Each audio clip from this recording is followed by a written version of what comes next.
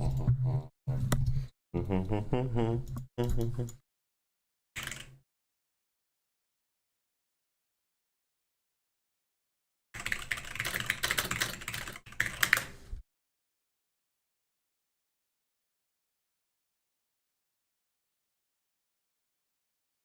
back. We're back for this, for the time being anyway.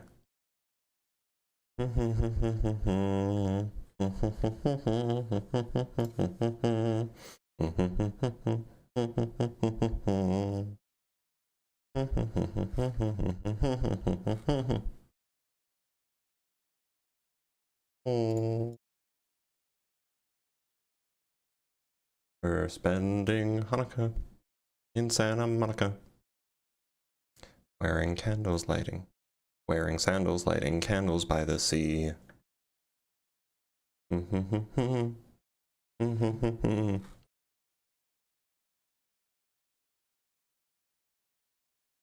Howdy, howdy, welcome everybody. Sorry for the week-long hiatus, but we are back. Oh.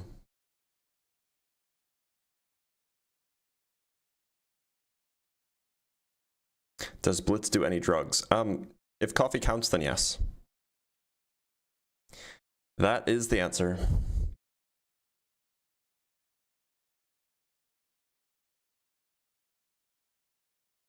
I am in Arizona. Yeah, I was just out of town to see some family. Today's live stream will be a little bit on the short end. I do have a video appointment at 11:30, so we will be ending a little about 35 minutes before usual. So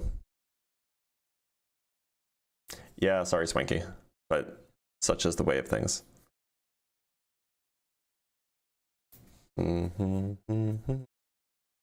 Ever hear of someone named Darth Darwin? Do you mean Darth Dawkins? I've heard of Darth Dawkins. I've never heard of Darth Darwin.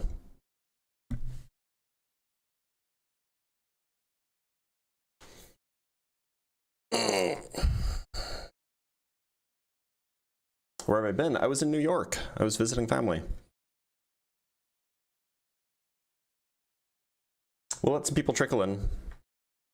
We currently have nobody worth talking to in the guest box.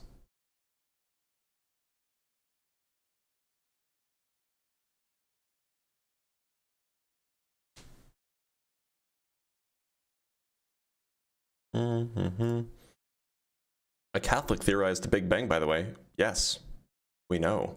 And he was actually exceedingly mad at the Pope when the Pope announced that the Big Bang proved God. He was mad at him. All right, let's bring up our first guest.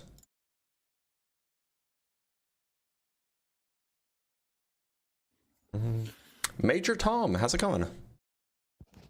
Hello, nice to meet you. Yeah, likewise. Major Tom, how old do you think the Earth is? I don't know, but I just want to ask about this question. Which church are you talking about? If you think the Earth is 6,000 years old, then your church. If you don't think the Earth is 6,000 years old and your church never said that, then not your church. Yeah, I'm a Catholic church and it never said that, so... Okay, then it doesn't apply to you. It's not your church. Okay, sorry. You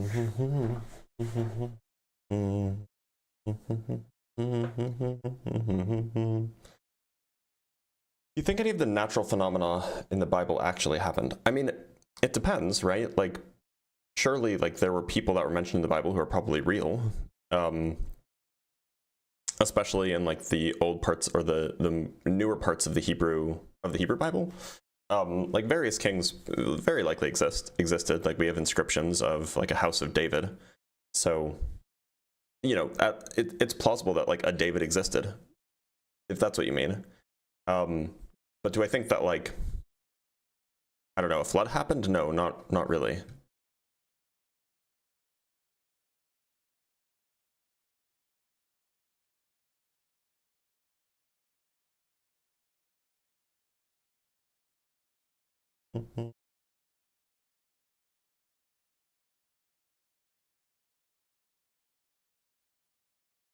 Does this impact the religions of Gielinor?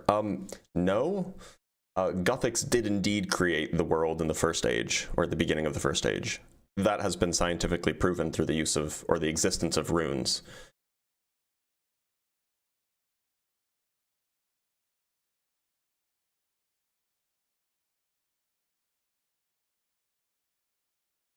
Why do you believe in an eternal universe? I don't. This is not something that I dogmatically adhere to. Howdy, howdy, everybody. Has Darth ever called me? I've spoken with Darth a few times.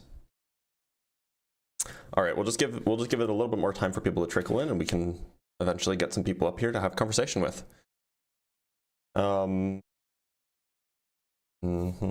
I suppose you don't believe in giants either. Well, look, there are frost giants, and there are hill giants, and there are moss giants. The moss giants are actually really convenient for training your range. At least they were back in the day. But, you know, frost giants, hill giants, just, you know, they're there, but nobody really pays attention to them. Do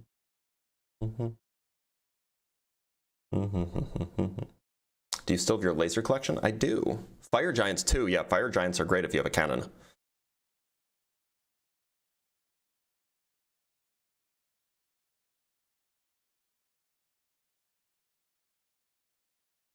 All right, let's talk to DBQP. How you doing this morning? I'm doing all right, DBQP. I guess I should call you Josh. Josh, how old do you think the Earth is?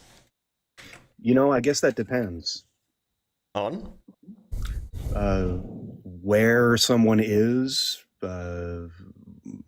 what kind of motion relative to our existence they're experiencing, right? Like potentially somewhere, right? Potentially somewhere there's a relative point of observation wherein the Earth is approximately 6,000 years old, right? Somewhere. The context of the question can be rephrased as, how many times do you think Earth went around the sun? Oh. No, I don't think that's, I mean, as far as religion, I don't think that's a relevant question. But can you answer my question? I have no idea. Oh, okay. So you realize that, like, when Usher, what was his first name? Usher of somewhere.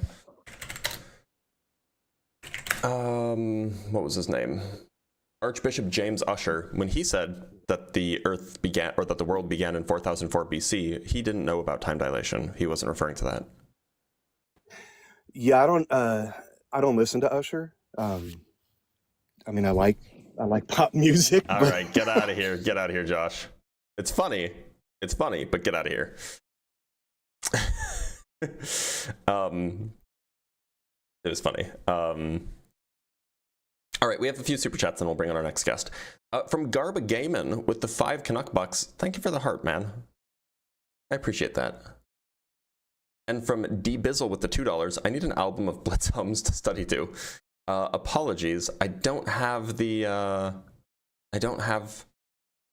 album for you. All right, let's bring on our next guest. Titanius Raconus. What a name. Titanius, how's it going? Pretty good. I really enjoy your videos and things. I want to ask you a philosophical question. Before we start, before you ask anything, I need to know, how old do you think the Earth is? It's many billions of years old. At least 4. I think. Then I gotta let you go. Sorry, bud. We are strict with the rules here. It says Earth isn't 6,000 years old. Join if you disagree. Right? So if you think that it's quite old, you're gonna have a hard time. Major Tom, you didn't disagree. Can you release a rap album with Ian? I don't think so. I think that would be really bad.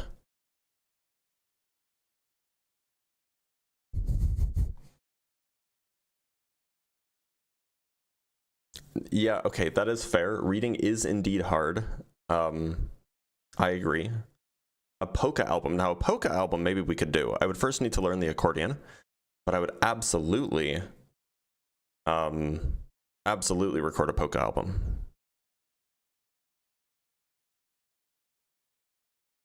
All emerging scientists were priests. The inventor of the scientific method was Anglican. Yes, and then we had the Enlightenment era, where people started to move away from the church because they realized that this newfangled science thing, is actually really, really helpful for understanding the natural world, and that we don't require a theistic explanation for everything.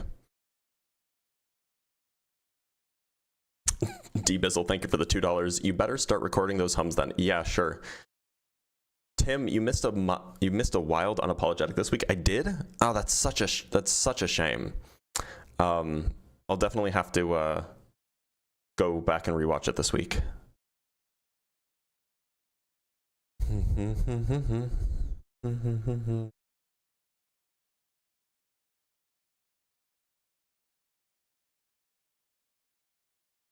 Oh, why isn't my app picking up the TikTok connection? Okay, there we go.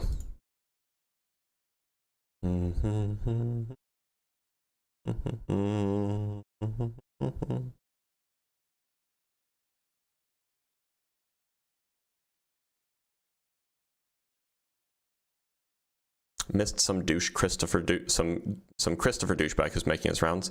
Bummer. Bummer.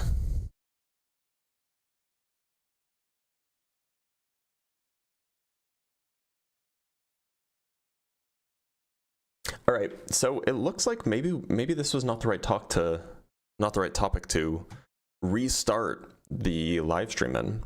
So what we are going to do is we are going to just change topics.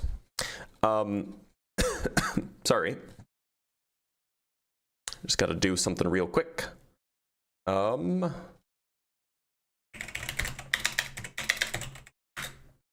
wait a minute. We have a guest. Michael, how's it going? Yeah, hello, how are you? I'm doing all right. Michael, how old do you think the Earth is? Uh, I think I go with science, but I do not agree that the Bible said the earth is 6,000 years Good thing because I when you didn't check, say it did.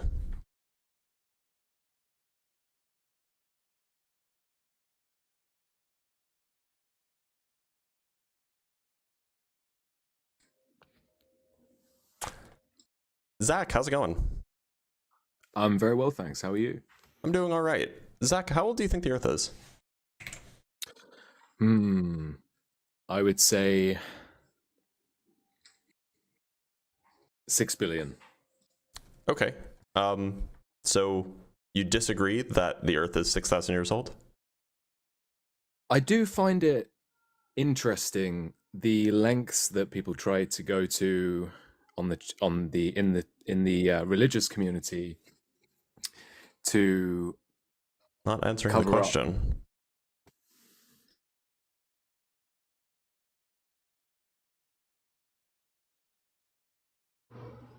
Gauron, how old do you think the Earth is? You mentioned possibly changing the topic, and I had an idea if you're interested. I already know what topic I'm going to change to. Okay, bye. Bye. All right. Hold on. I just got to make sure that I change the title of the live stream. We are going to change to this one. Easy peasy. Closely related, so people shouldn't feel like that they're being suddenly having the rug pulled from them. But I just got to take care of something really quick. I just got to change the name of the YouTube live stream. So give me just one moment, everybody.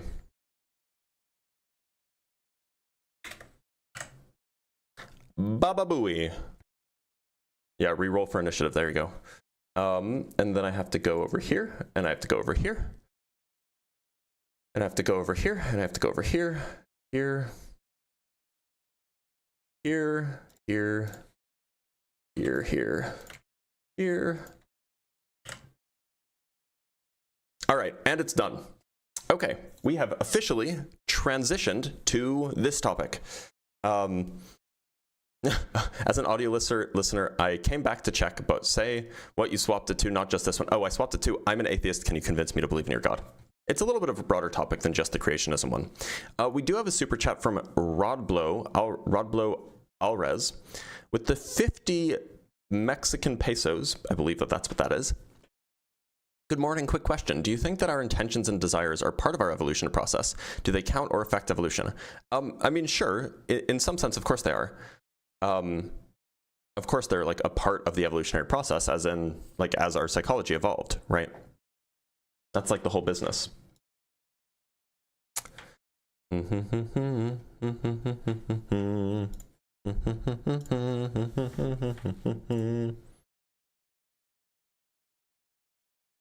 Can't hear. Hello, buddy. Hey, how's it going? Hey, I just want to say that I've been watching you since about 2020, and I agree with most of your stances on things. Why are you and I've lying come to me, though? I haven't been on TikTok since 2020. I remember around like 2020 to maybe 2023. You can. I got started in the summer of 2022. Okay, yeah, that sounds about right. But Anyway. anyways, I've been watching you for quite some time. Do you believe in a I- God I- user? My name is Will. You can call me Will. Great, I just Will. use Do you believe in a God, Will? different TikTok accounts. No, I do not. But what I want to say is I've been watching you for quite some time, and you've I do convinced appreciate me. you being here, but it does say opposition only. Drew, how's it going? How are you? I'm doing all right, Drew. Drew, do you believe in a God? Yes, I do. Glad to hear it. At least we can have a conversation. Which God would that be? My Lord and Savior, Jesus Christ. Okay, cool. So, what would you say is the most compelling thing that you could tell me, an atheist, that your God exists? I mean, I can't give you like a, I guess, in real life example, because most of the basis of believing in Jesus is the faith. But I do also believe that I was blessed to be in the position I'm in by him, and the way that my life goes is directly affected by him, I guess, if that makes sense. Okay. I mean, I understand that personal experiences can be very compelling, but it's just not particularly compelling to anyone else besides yourself, right? I mean, yeah, everyone's got their opinion for sure. So, like, would you say that you probably can't convince me to believe in your God? It's a good question. I don't know about convincing you because, like I said, I can sit here and tell you one thing. Well, I mean, you could present arguments, and, you know, the stronger the argument, the more likely you are to convince somebody, right? No, for sure. So that's what I'm hoping that you I would guess do, I could if you ask have any. you what makes you not believe. I guess from what I could pick up, you're more the science base and the mindset of things. Yeah, so it just doesn't seem like there's a lot of super compelling reasons to believe in a God. Like, I haven't heard any that are particularly good, and I have heard some pretty compelling reasons to not believe in a God. So on the weight of the evidence, it seems like that the right thing to do is to not believe. Okay. I mean, I can respect that. The only question I had was, is this like something you genuinely believe, or is it more of just to debate people on? I do not believe in a God, Okay. and I haven't since I was a young child. Okay. I can respect that. And I'm not going to push Christianity on you either, because I'll respect your opinion, but I hope he shows his face to you one day and you do start to believe, is all I can say. Like, look, if he's real, I hope so too. But otherwise, thank you for being here, Drew. Now we have all of the guests. All right, let's talk to Stephen M.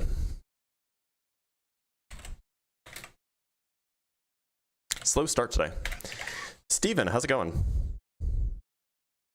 Hey, okay, man. I'm I glad to hear guess. it. I'm glad to Hey, hear it. Okay is better than not okay. So the thing of it is we're still under the Mosaic law. You probably had bacon this morning, right? No. Do you eat pork? Yeah. Not often. Yeah, but yeah, that's an abomination to the real Messiah, Yeshua, the Black Messiah. Okay. And if you don't obey the Mosaic why should law, I believe that this guy from 2,000 years ago was the Messiah? well, Jesus is not the Messiah. I didn't Jesus say that. is the devil, and he I didn't say that and he Jesus was said, the Messiah. "Drink my blood." I didn't and say that eat my Jesus was the flesh. Messiah. You said from 2,000 years ago. Yeah, yeah. But A you know, man it's named not Yeshua lived 2,000 years ago. No, his name, the guy that everybody's worshiping is Jesus, Jesus Christ. I didn't say Jesus. I said a guy from 2,000 years You ago. didn't say anything. You said a guy. Yeah, and I don't think that a guy And from I 2,000 fi- years and I from fi- 2,000 years ago was the Messiah. And I filled in the blanks for you. Oh, well, no, see, I wasn't referring to Jesus. I was referring to Who were you referring to? I was referring to the Judean named Yeshua. Yeah, but see, Yeshua and Jesus, one loves the law and one hates the law. Look, and you hate the law because you eat pork. I'm asking why I should think that Yeshua, the Judean from 2,000 years ago, was the Messiah. Because he is the Messiah, and you're a lawless piece of shit. Had I ever considered because I said so? You got anything better than because he is? Yeah. Okay. If you continue eating pork, if you continue eating pork and being lawless, you're going to the lake of fire. Okay, cool. Why should I believe that Yeshua, the Judean from 2,000 years ago, is I the don't Messiah? give a shit what you. I don't give a shit what you believe. Oh, I'm just trying to tell you, Stephen. if I you don't understand obey that the reading is law, hard. Look, if you don't obey, I understand that reading is hard, but it does say, "Can you convince me to believe in your God?" It doesn't say just come on here and preach. I'm not So here if to you're convince you. Oh, you're I'm not. here to Oh, warn okay. you. Well, good thing reading is important.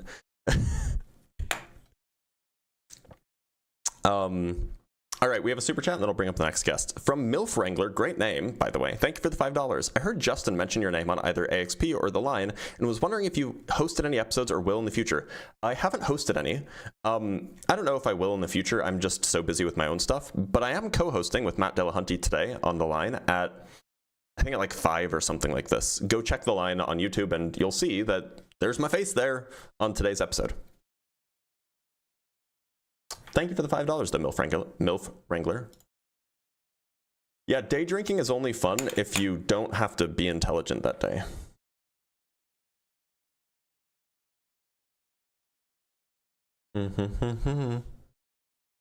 Oh. Joey, how's it going? Good, man. How are you? I'm doing all right. Joey, do you believe in a God? I do. I believe in a Christian God. Okay, and what would you say is the most compelling evidence you could give me as a, non-Christian, as an atheist, if you will, that this God is a real God, that it really exists? Yeah, for sure. So I'll preface this by saying I'm not the best apologist, but what really convinced me was the historical arguments for believing in God. Like, the Christian faith really rests on the resurrection of Jesus Christ as our center for belief. And if Jesus Christ didn't resurrect, then we have no basis to stand on. So why should I think that Jesus resurrected? Because of the start of the early church, their whole belief was from the apostles that people saw him, and with St. Peter, who started off the church right after Jesus' resurrection. If those people never saw him, they wouldn't have died. They wouldn't have been martyrs for the faith. And it's kind of like a... Who was martyred for their belief that Jesus resurrected? Oh, many people. Like who? The apostles, the disciples. That which ones? We have Matthew. Okay, so Matthew was martyred. So how do you, where does it say that? How do we know that happened? Just from historical documents. I don't know. I don't have everything with me right now, but so unfortunately what you'll find is that the martyrdom of most of these early Christians is merely church tradition and is not something that we have really good reason to think actually happened. I think we have non-biblical, non-church records of 2 Christians being executed. One of them was executed for being annoying. I mean, I'm paraphrasing, but it says that he would, I can go find it for you. I think is it James? I think James is No, it's not James. Yeah. It's one of them. So we have James, and then we have James and Paul. I think it was Paul that was murdered for being annoying. Anyway, we have record of like 2 of them being executed. We have no record of why they were executed, except in the case of the one that was executed because he was annoying. So it's just not really clear that like any were actually murdered for their belief in the resurrection. Okay. I mean, I respect that. I do disagree, but I really just don't have like the right like content to provide you that proof historically. But if there's anyone else in here that wants to elaborate on that or has the right content for that, I will bring up another argument, which is kind of more based on like contingency. I don't know if you've about Yeah, that sure, go whole- ahead. Yeah, just like natural causes having to come from something that is supernatural or outside of itself, basically. Why? With like creation of the earth, the universe. I'm curious, what do you think started off the universe? I'm not sure if the universe had a start. Okay. And if it didn't have a start, then it doesn't really need a creation, right? Well, I don't know what to say. I kind of just I think we have like some fundamental disagreements with like But like, creation. So, why would we think that the universe had a start? because of the way that we interact with things daily, with like natural, how things come about naturally. I think for me at least, my natural, the way that I gravitate towards anything is seeing how things are created. I don't walk outside and things just are already there. Like something has to cause one thing to happen. Let's be like really clear here, right? You've never seen something be created from nothing. You've only ever seen something being created from other somethings, right? Yeah. Like when you see a chair being made, it's being made from wood or steel or whatever. And so if that's the standard that you're applying, that we always see things being made from other things, then it just sounds like that you would have to say that the universe was made from other stuff. You could say other stuff. You could say. But if there was stuff, then that means that there was already a universe.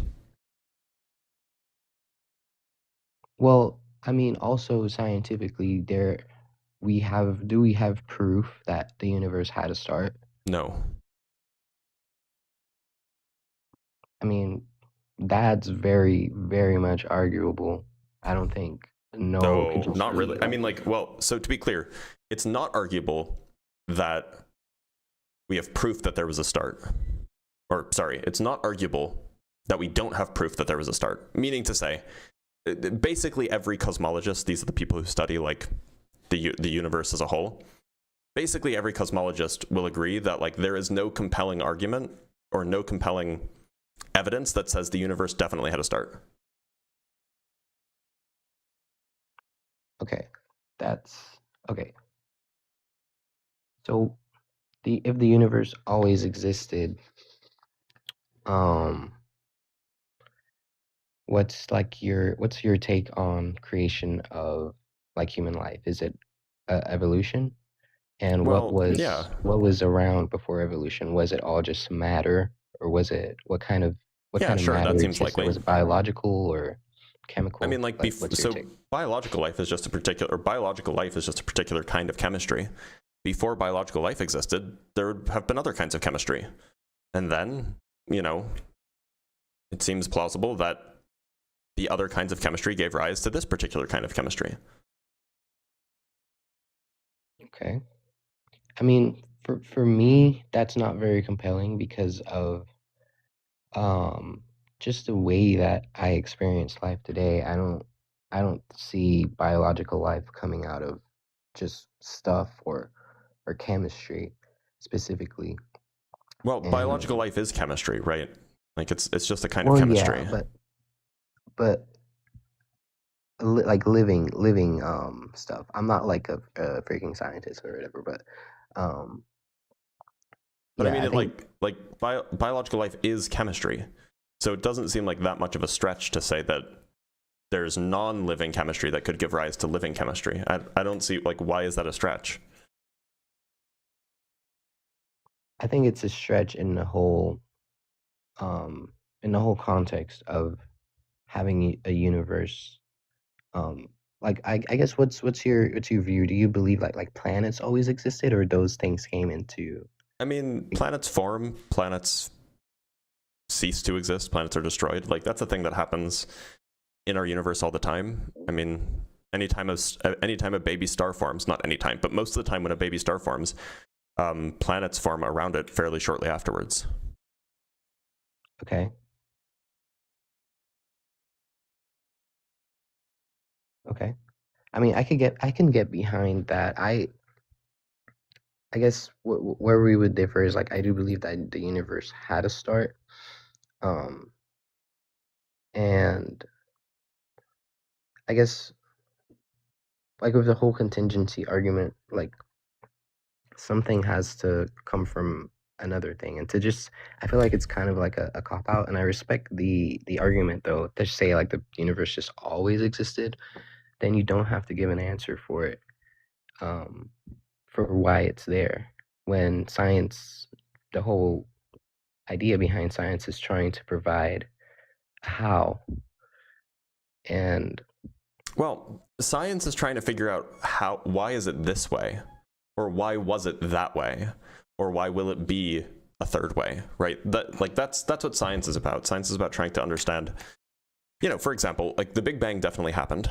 The Big Bang was not like the start of the universe, but it was like some particular event that happened.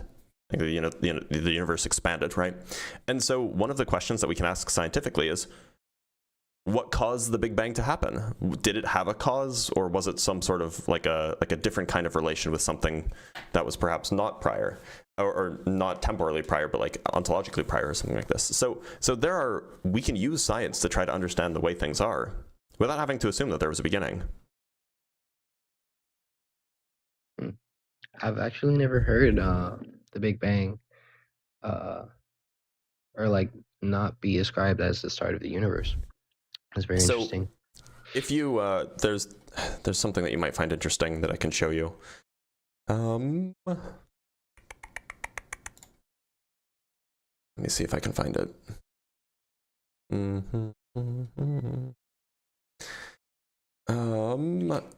I don't know where it is. Okay, yeah, I found it. So if we go, so there was a survey done this past spring, at a physics conference amongst people who study this kind of things, like black hole physicists, cosmologists, and so on. Oops, I did not mean to move that. I meant to move this and then make it bigger. It was I actually had the opportunity to be at this conference, but I didn't end up going for whatever reason. But anyway, so they did a survey and they asked a lot of questions, but one of the important questions was about what their view of the Big Bang was. So there's this section on the meaning of the Big Bang. And again, this is asking physicists. These are people who study this. And so the question was, in your opinion, how should we understand the Big Bang? Right? That's a good question to get a feel for what people think. And the vast majority of them, 68% of the people who responded to this said the Big Bang should be understood as a theory that says the universe evolved from a hot, dense state that says nothing about whether there was an absolute beginning of time or not. So okay. That is like the consensus, right? That most physicists, most cosmologists indeed, just don't think that the Big Bang says anything about whether the universe had a beginning. Okay. That's interesting, man. I respect that argument a lot. Yeah, I will go ahead and take off, but I will ask just in a super respectful way, would you let me like pray for you just before I take off? Just not you like can, in any way. But not on the live stream. Is that fair? Got you. Awesome. Like if you want to do it in your own free time, I'm not gonna be mad at you. Okay. Awesome, man. Well, take care, man. Have a good day. Take care, Joey. Thanks for being here. Joey was chill. He has a lot to learn, but that's okay. Everybody has a lot to learn. Everybody has a lot to learn is the phrase that I wanted to say. Now we have some super chats. Let's read those really quick. From Rivera Track Runner with the $2, if God is everywhere, when I shit on God. Yes. The other funny thing about God being everywhere is if God is everywhere, then God is by definition in the cuck chair in a hotel. And furthermore, if God is always watching, then God is watching when two people have sex in a hotel from the cuck chair, which means that God might be a cuck. That's a direct implication. I'm sorry. From Foolishly Ludicrous with the $5. First time donating. Hope you had a good time on your trip. I did. It was a good time. I appreciate the $5, Foolishly. And from Tim Davidson with the $5. Time is a byproduct of the universe, and the universe is a byproduct of time if there was ever a first moment. That moment happened in our universe. That's true. Can you please use that as your next can you please use that as your next headline? That would be really funny, huh? All right, let's bring up our next guest.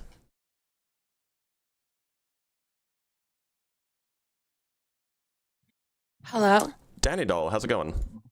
Good. Glad to hear it. Should I call you Danny? What do you prefer? Danny is good. Okay, great. Danny, do you believe in a God? I believe in a consciousness, universal consciousness in the universe. Okay, so do you think that there was a mind that created the universe? Not a conscious, singular mind as we understand it with our minds. So is there a conscious, singular mind as we don't understand it? I don't believe that consciousness is generated from the physical being. That wasn't my question. I believe that the physical being is like a radio receptor for consciousness, which are waves within the universe that we receive that continues to exist regardless whether or not our physical body is there. So in your view, consciousness is a wave in the universe, which means that consciousness couldn't have been the origin of the universe or consciousness rather can't be the explanation for why the universe exists. I don't necessarily know that there is a specific origin for the universe. Okay, then we're just not talking about the same thing when you talk about the word God. That's all. Oh, well, I think that a lot of atheists try to disprove with religious people a very singular viewpoint of God, which is very easy to argue with. Okay, I mean that's just what most people mean by God, and that's how the word is typically understood in the English language. So that's the specific basis for your argument is to only argue with people that is the thing I'm believe atheist in about. God in this manner. That is the thing that I'm atheist about. Okay. So you're atheist specifically against against theism. A specific entity with. Okay, I understand that. Theism, theism is a particular thing. I'm not that. I'm atheist. So, do you think that I don't know? How would you define theism? How would I define theism?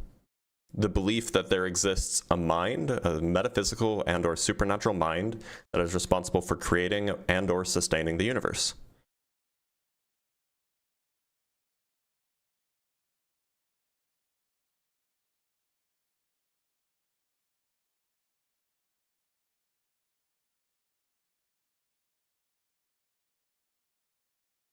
You there?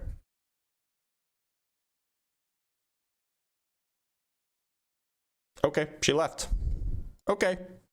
Weird. All right, let's talk to Juan Escobar. Juan, how's it going? Good, how are you? I'm doing all right. Juan, do you believe in a God? Yeah. All right, and which one would that be? The God from the Bible. Okay, great. So What would you say is like the most compelling argument or evidence or, you know, explanation for why I should think that like a God actually exists, and specifically your God? Sure. So I come from not believing to believing. But my biggest argument is basically the lies that we've been told like throughout history, right?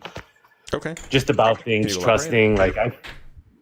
Like I grew up in the 80s believing that American history was correct. And it turns out American history was kind of from just an American perspective. Would you? I mean, That's just. I don't That's know just the what kind you of mean start. by I'm like, surely, you know, there was a revolutionary war that was fought, you know, depending on whose perspective, it was either a rebellion or it was a war of independence. Surely there was a civil war that was fought. Surely that civil war was primarily over the ability for states to own slaves. Surely the United States was engaged in a Cold War with the USSR and the Eastern Bloc between, you know, roughly the 1940s to roughly the 1990s. Like, there are definitely true things that we learn about U.S. history. There are also definitely pieces of propaganda. I don't know what propaganda you learned in the 80s. It's hard to, you know, tell. Often it's hard to tell propaganda from truth, but like, I don't see what that has to do with God existing. Sure. So I guess when we go to school, what we learn as a kid, we kind of, even if it's propaganda or not, we sometimes will consider it truth, even if we learn something that changes our mind afterwards. My thing with science and it seems like every time we discover new things in science, what we consider to be truth changes, right? Back in the 1800s, they considered the atom to be like the smallest particle that we know. We No, can not look in the back 1800s. They didn't think that atoms didn't exist. Atoms were not like believed to exist in the 1800s. They didn't know that atoms existed back then. I guess maybe it was the 1900s. Yeah, it was the early 1900s. But is your complaint merely that science updates when new information is presented? Yeah, that How I is that agree, lying? and I think, huh? How is that lying? How is that lying? Because I think so. Let's take the universe for example. Let's take that. Sure. Like, you know, most people I think fall under the Big Bang theory. Maybe it expanded. What's your belief again? What do you think happened? I mean, the scientific evidence points towards there being a hot, dense state about 13.8 billion years ago. That was very hot, very dense, and it was expanding, and it's been expanding ever since. Fair enough. Okay. So for evolution, right, I was taught, and I believed it for a long time, that we evolved over millions of years and that. And then when I came to realize that actually really wasn't true, How'd you it come kind to of realize that opened. it wasn't? How'd you come to realize that that wasn't true? Well, a couple things. Did you know? I don't know if anyone knew, but did you guys know that Charles Darwin, when he went on his trip on the Beetle to go around the world, he had lost 2 children before that? Okay, why is that relevant And to evolution, or to humans not evolving? well, what I'm saying is, I wouldn't try a guy who lost 2 kids. I don't know if you've ever lost a child. It's pretty Of pretty course I haven't. traumatic. Have you? But well, some people have, right? And if Sure. you know, when you do, it is a pretty tragic. Juan, you're making a genetic fallacy. It doesn't matter who the person was that came up with the idea. If you're going to say the idea is wrong, you need to give evidence that the idea is wrong. You can't just attack the person who came up with it. Okay. Is everyone believing his theory of evolution, though? No, that's not even the modern view of evolution is post-Darwin. It's called the modern synthesis, is the modern theory. Also, by the way, I don't even think Darwin was married prior to going on the Beagle. I think he was single and he didn't have any children. Yeah, he was single and he didn't have any children. So why did you just lie to me? You know, lying's a sin. Lying is a sin. I didn't know. You didn't know that lying is a sin, really? Okay. So where'd you hear that? Oh, he left. What a coward.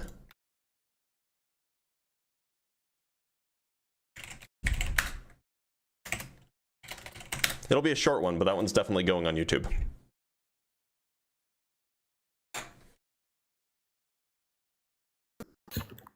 Yo, what's up? What's good, Blitz? Foundational, how's it going? I'm great. What's good? Hey, man. I'm doing all right. Foundational, do you believe in a god? I'm an Orthodox Christian. Yes. Okay, cool. So what would you say is the most compelling argument you could offer me, I'm an atheist, that this god exists? I had multiple. So we're not probably going to be able to go over all of them. So why don't you pick the best one and we'll talk about that one? Yeah, that's fine. I had a conjunction of three arguments because they all follow from each other. Have you ever heard of the ontological, modal ontological, and modal cosmological argument? So I've heard of the modal ontological argument. I've heard of the, did you say modal cosmological argument? Yeah. I've not heard of the modal cosmological argument. And then you just said the ontological argument. There isn't a single the ontological argument. There's just a whole bunch of different kinds of ontological arguments, right? Yeah, sorry. Have you heard of a ontological argument? Yeah, I've heard of ontological arguments. Absolutely. Yeah. I'm just gonna run the standard Anselms. I don't know how people run the ontological generally. I'll just run it how I know it. If I'm misinterpreting something, then that's my bad. But basically, the idea is obviously like, imagine a maximally great conceivable being that you can like conceive of or whatever. If you say that that being doesn't exist, then you're not either doing what I'm asking you or you're wrong, because a being that exists is going to be greater than a being that doesn't exist. How do you figure? And because yeah, I think the existence will be like a great making property for a reason that a being who doesn't exist or it only exists as a concept would be mind dependent, but a being that exists mind independently. I think like the difference in the two would be that being that exists mind independently would have less boundaries, hence why it would be more powerful than the one that exists in the mind. So I could imagine, let me give you an example. Let's say I imagine red, just the color red, right? The color red, sure, in my imagination has no boundaries. But if there's a physical red thing, that physical red thing will absolutely have boundaries. So it's not clear at all that something being conceptual rather than actual means that it has more boundaries. Well, I think that specifically referring to like in the sense that you're referring to, maybe the one in your mind would have less boundaries than the one that exists in reality, but one that they would differ, your like conceptual red and the red in reality, would obviously be that the one that exists in reality has like less dependency. One that exists outside of your mind, sorry, has less dependency. I mean, that's not clear either, right?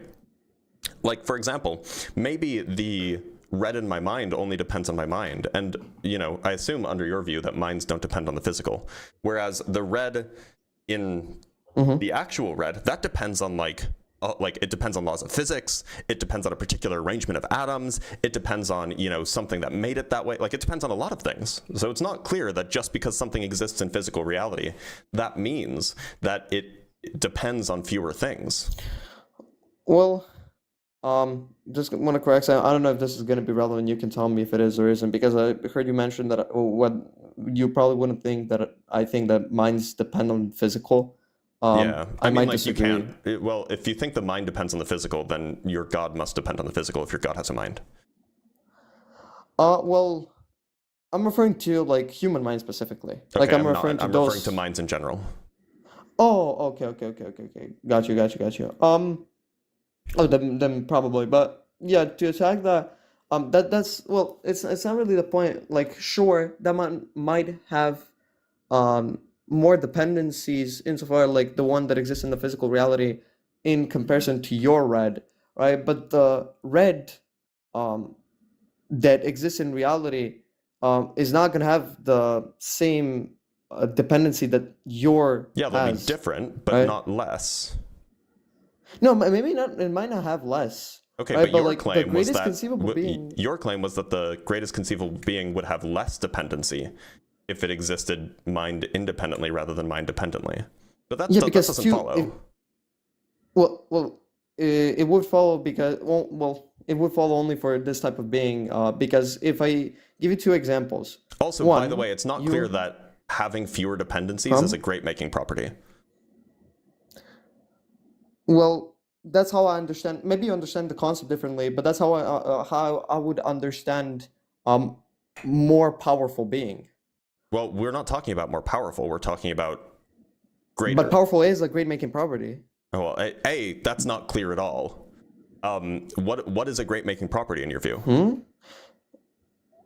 Well, at least how I'm referring to this being specifically, what I mean by greatest conceivable being, I would be referring probably to the being with like the omni properties, or the being with like powerful, knowing, like all powerful, knowing. Well, all loving could be one of them, depending on how you view morality and that stuff.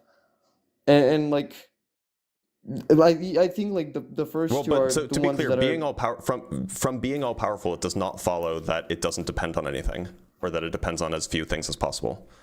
Those aren't correlated. Sorry, what did you say? The relationship between being powerful and being dependent is not clear at all. You'd have to spell that out. Well, at least how I understand the term all powerful would be that all powerful, I just mean that it's like completely metaphysically like undependent, like metaphysically like it has the least amount of boundaries metaphysically. Like that's what I would mean by So all when powerful. you say can you elaborate on what you mean by boundaries then? Because like I'm thinking of boundaries as like think spatial of it like this, spatial borders. Sure. So think of it like this. Have you ever read any comic book? Sure. Are you familiar with maybe like the presence in like DC? No, I was a Marvel kid. Sure. Are you I read familiar a lot with of the Beyonder? Spider-Man. Yeah, sure. Yeah. So basically, I think the Beyonder is like more powerful than, for example, the Hulk or Thor. Not just mainly because this guy can output more energy, but because this guy is like dimensionally and just like in his physical form, he's like less bounded than Hulk and Thor. Hulk and Thor are probably like 3 to 4D beings. Right, Like but this guy's what like does that have to probably do with like dependency? 10-dimensional, 20-dimensional. What does that have to do with dependency? Yeah, because this guy doesn't depend. This guy wouldn't depend on like the lower dimensions. If he's like 20-dimensional. I don't know what it means to depend on lower dimensions. Dimensions are not like a thing that have like ontological explanatory power or something like this. This is probably a category error to say that. It's not really a category error, but it's like, look at it like this. Let's just say you have like a being on like a 2D plane, and you have like a for example like a Mario game, right? You can supervene on such thing, or you're like not bounded by such plane in a way. I cannot use that word, but like you're in a way above it or transcended above it, that you can like supervene on it like it's like a smaller field. The same way like a 4D being would supervene a 3D being, and a 3D being would supervene on a 2D being. Like that's what I would mean. Like I'm not sure if you're using the word boundary. supervene in the correct way, because usually supervenience is a type of thing A supervenes on thing B if thing B is sort of before thing A. But I mean, I think I know what you mean. Maybe I'm using it I think you're using it a little bit backwards, which is fine. Like it's fine. But look, it sounds like what you're saying is that being all powerful means that it is before, it is in some sense prior to everything. Sure. First clause is also okay, but that is going to be completely compatible with the definition I gave. So well, no, that's I mean also fine. like you're trying to give like a supervenience relation between everything else and this thing. Like this, whatever this maximally great thing is. Well, everything else is in a supervenience relationship with it, or something like that. Sure, but like everything else is like I don't know what you mean by everything else. If everything else like includes like axioms, the universe and like all the stuff in it, and like the existence of life and laws of physics and all that stuff. Well, I'm not sure. Space, like depending on how you interpret stuff like simultaneous causation and that stuff, I don't know what it would mean to like cause like space time. But like Yeah, sure. He was before all the things that are like But then it within just space sounds like time you're and that are like within defining. the universe. It just sounds like you're defining being all powerful as being in some sense like a, you know, I'm using cause in a non-temporal sense here because I don't know a better word for this. You're just defining something that is all powerful as being the cause of everything, right? Well, depending on how you interpret everything, Everything or else, how you define. I should say everything else. And if that everything else doesn't include maybe stuff like axioms, then sure. Because the way I view axioms, I don't think like Yeah. I think mean, like, there will be a lot of we can issues. agree exists, like you and me, and like planets and Yeah. stars. Oh, and, sure. you know. Like, in a trivial manner, sure. Yeah, I feel you. Yeah. And so like this seems sort of like begging the question in that you're saying that, well, there is a cause for everything. In order for this thing to be maximally great, it has to be all powerful, and being all powerful makes it the cause for everything. And so it seems like you're kind of like assuming that there is such a thing, it can exist or does exist, and then saying that being all powerful makes it so it's that thing.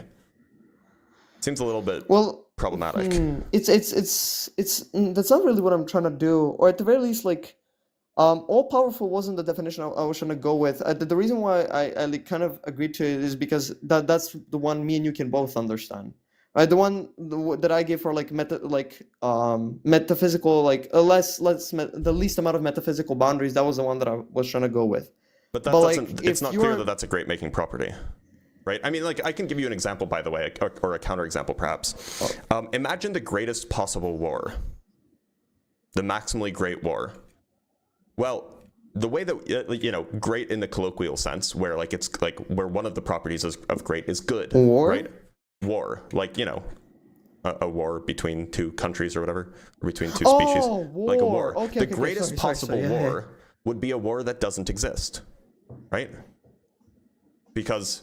but the reason why... So it's just not clear that being the greatest possible something means that it must exist.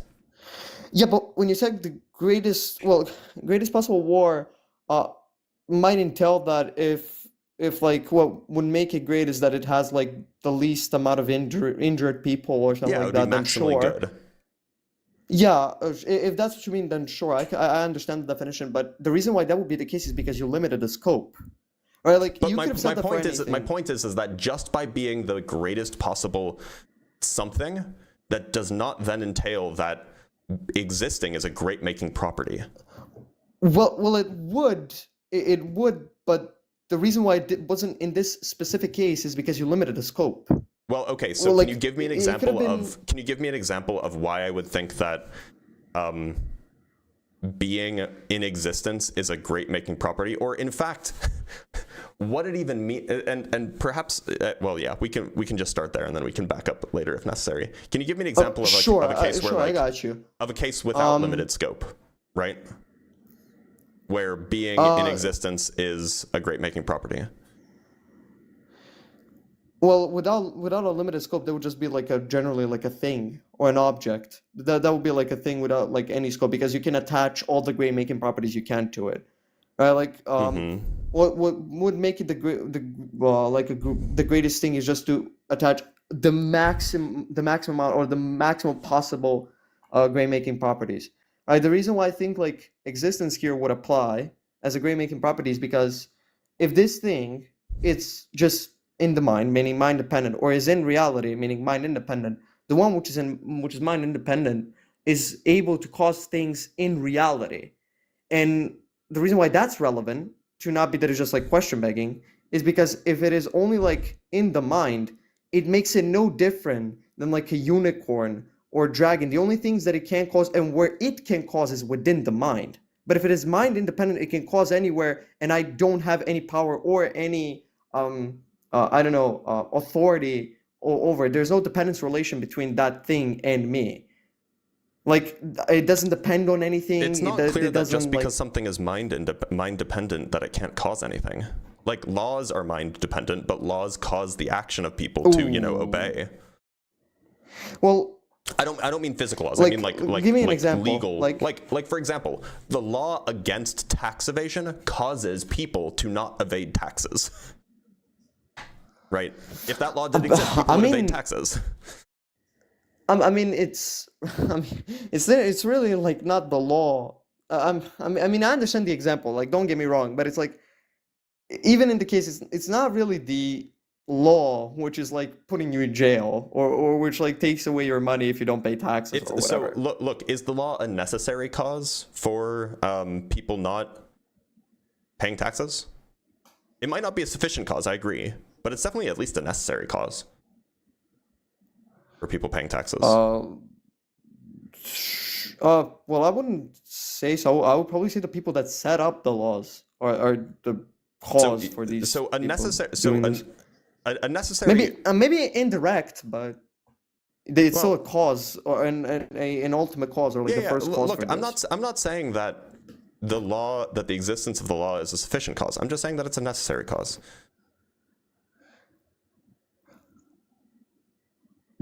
Well, if the necessary cause here, if that wasn't present, then people wouldn't pay taxes, right?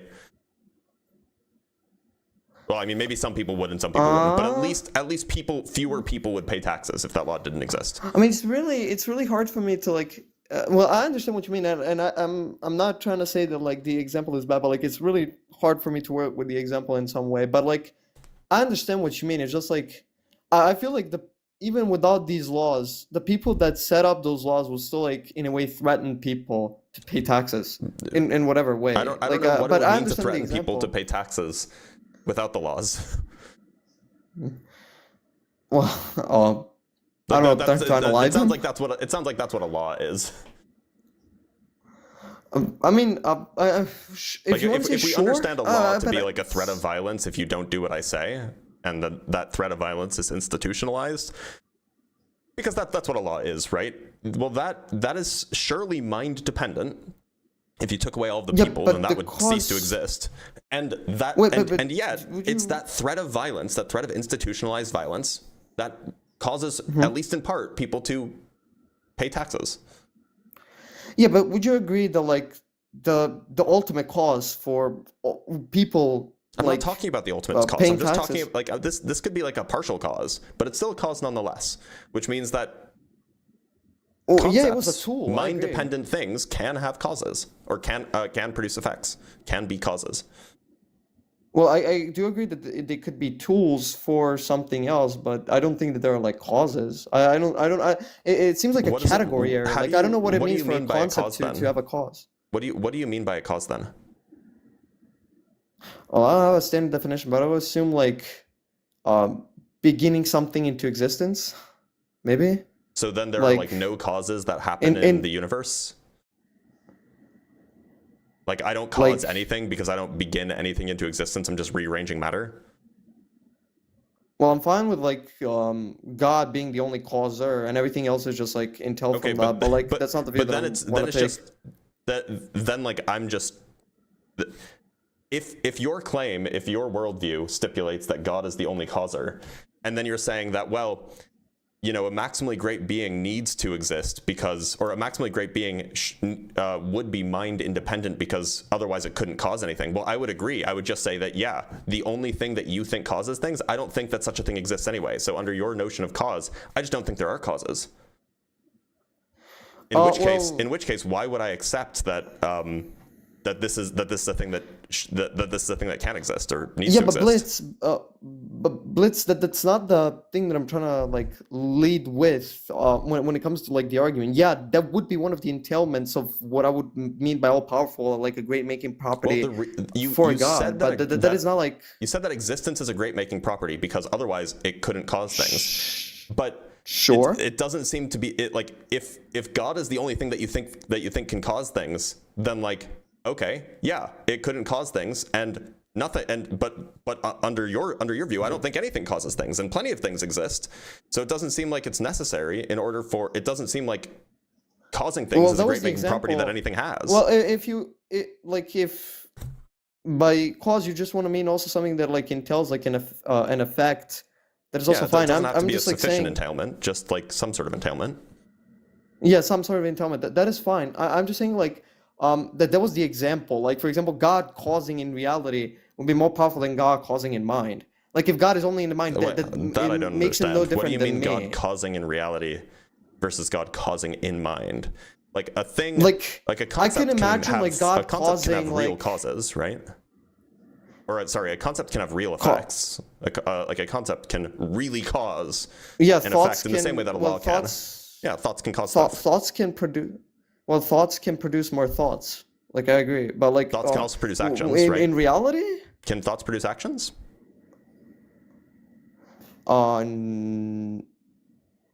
well, no, I don't think so. I think like you can choose to act on specific thoughts, or act on certain like You don't. act on certain thoughts or concepts, and then like um You choose don't think whether that you're thoughts gonna can act or cause. not. You But don't think that thoughts can cause actions?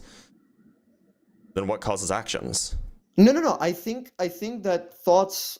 Well, sure, there are things which are necessary for actions occurring, but like I think that there's something more fundamental than just thoughts that like makes you act on specific things.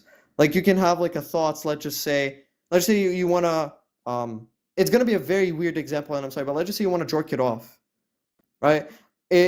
If you don't want to act on, although that's a thought that can produce an action, right? If you don't want to act on such a thought, or you don't want to act on such reasoning and deliberation, you're not gonna jerk it off. Because Like you had other that. thoughts. You had other thoughts that That's overrode gonna be the debatable. former That thoughts. will get in like a. I mean, like, That maybe will we get need into to a philosophy of the mind debate. I don't. maybe we need I to don't wanna explain do what that. we mean by thoughts. But like, I take a thought to be like any, sort of, in some sense, any mental state. Like a cognitive. I take it to be Like like a some form of something cognitive state of affairs. some mental experience that you have is what I take a thought to be. But Sure. yeah, I mean, think I can see that. Yeah. So look, It might be weird for me to There's take it, perhaps but a sure. deeper issue, and have you heard whose objection is this? This is somebody's objection. Well, Maybe actually, it's I'm Kant's sorry to objection. interrupt you, Blitz. Sure. Blitz, I'm sorry to interrupt you. It's like maybe it wouldn't take a mental experience because I don't know whether God will have like the same mental experience as we do. So I might have an issue with that if I say God has a mind and he thinks, but like I could say that it's a form of cognitive state of affairs, so like some form of cognitive capability, or something like that. I could agree, at least like to it being some form of experience. I just don't think it's like the same. Like I don't think God would think the same way me and you do. That's fine. That's Or fine. God would experience the same way there, me and you do. So there's kind of like two perhaps deeper issues here that we we're kind of going down a rabbit hole, and we can kind of get off this if you want. It's not clear to me that any of the great making properties have maxima. It's also not clear to me that the way we understand properties of a thing is in the absence of the thing existing. So we analyze the properties of a thing. We say, suppose such a thing existed, what would it be like? So it seems like saying that existence in physical reality is a great making property is just kind of misusing this notion of existence. So I don't know. I think that there's probably two ways that we could perhaps go down this. That one, it's not clear that great making properties have a maximum, and two, it's not clear that existence is a property.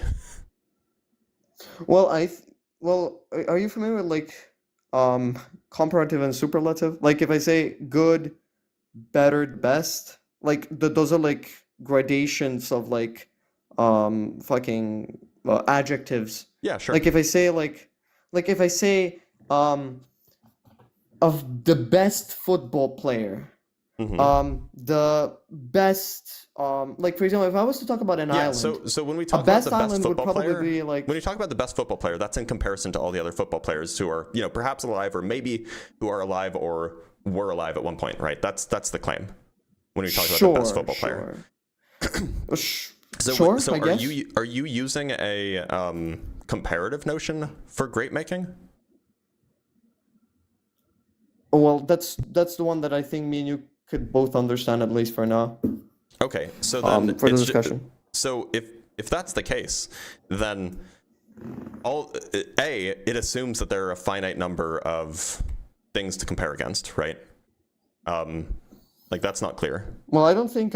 I Second, think obviously, second, sure. That's why I said great. Well, sorry to say something. That's why I said like greatest conceivable. Yeah, conceivable is like you don't have an infinite amount of like. It's not clear thoughts, so you that there cannot is a conceive of greatest that. conceivable anything. Like for example, there's not a greatest conceivable number. But for example, like yeah, sure.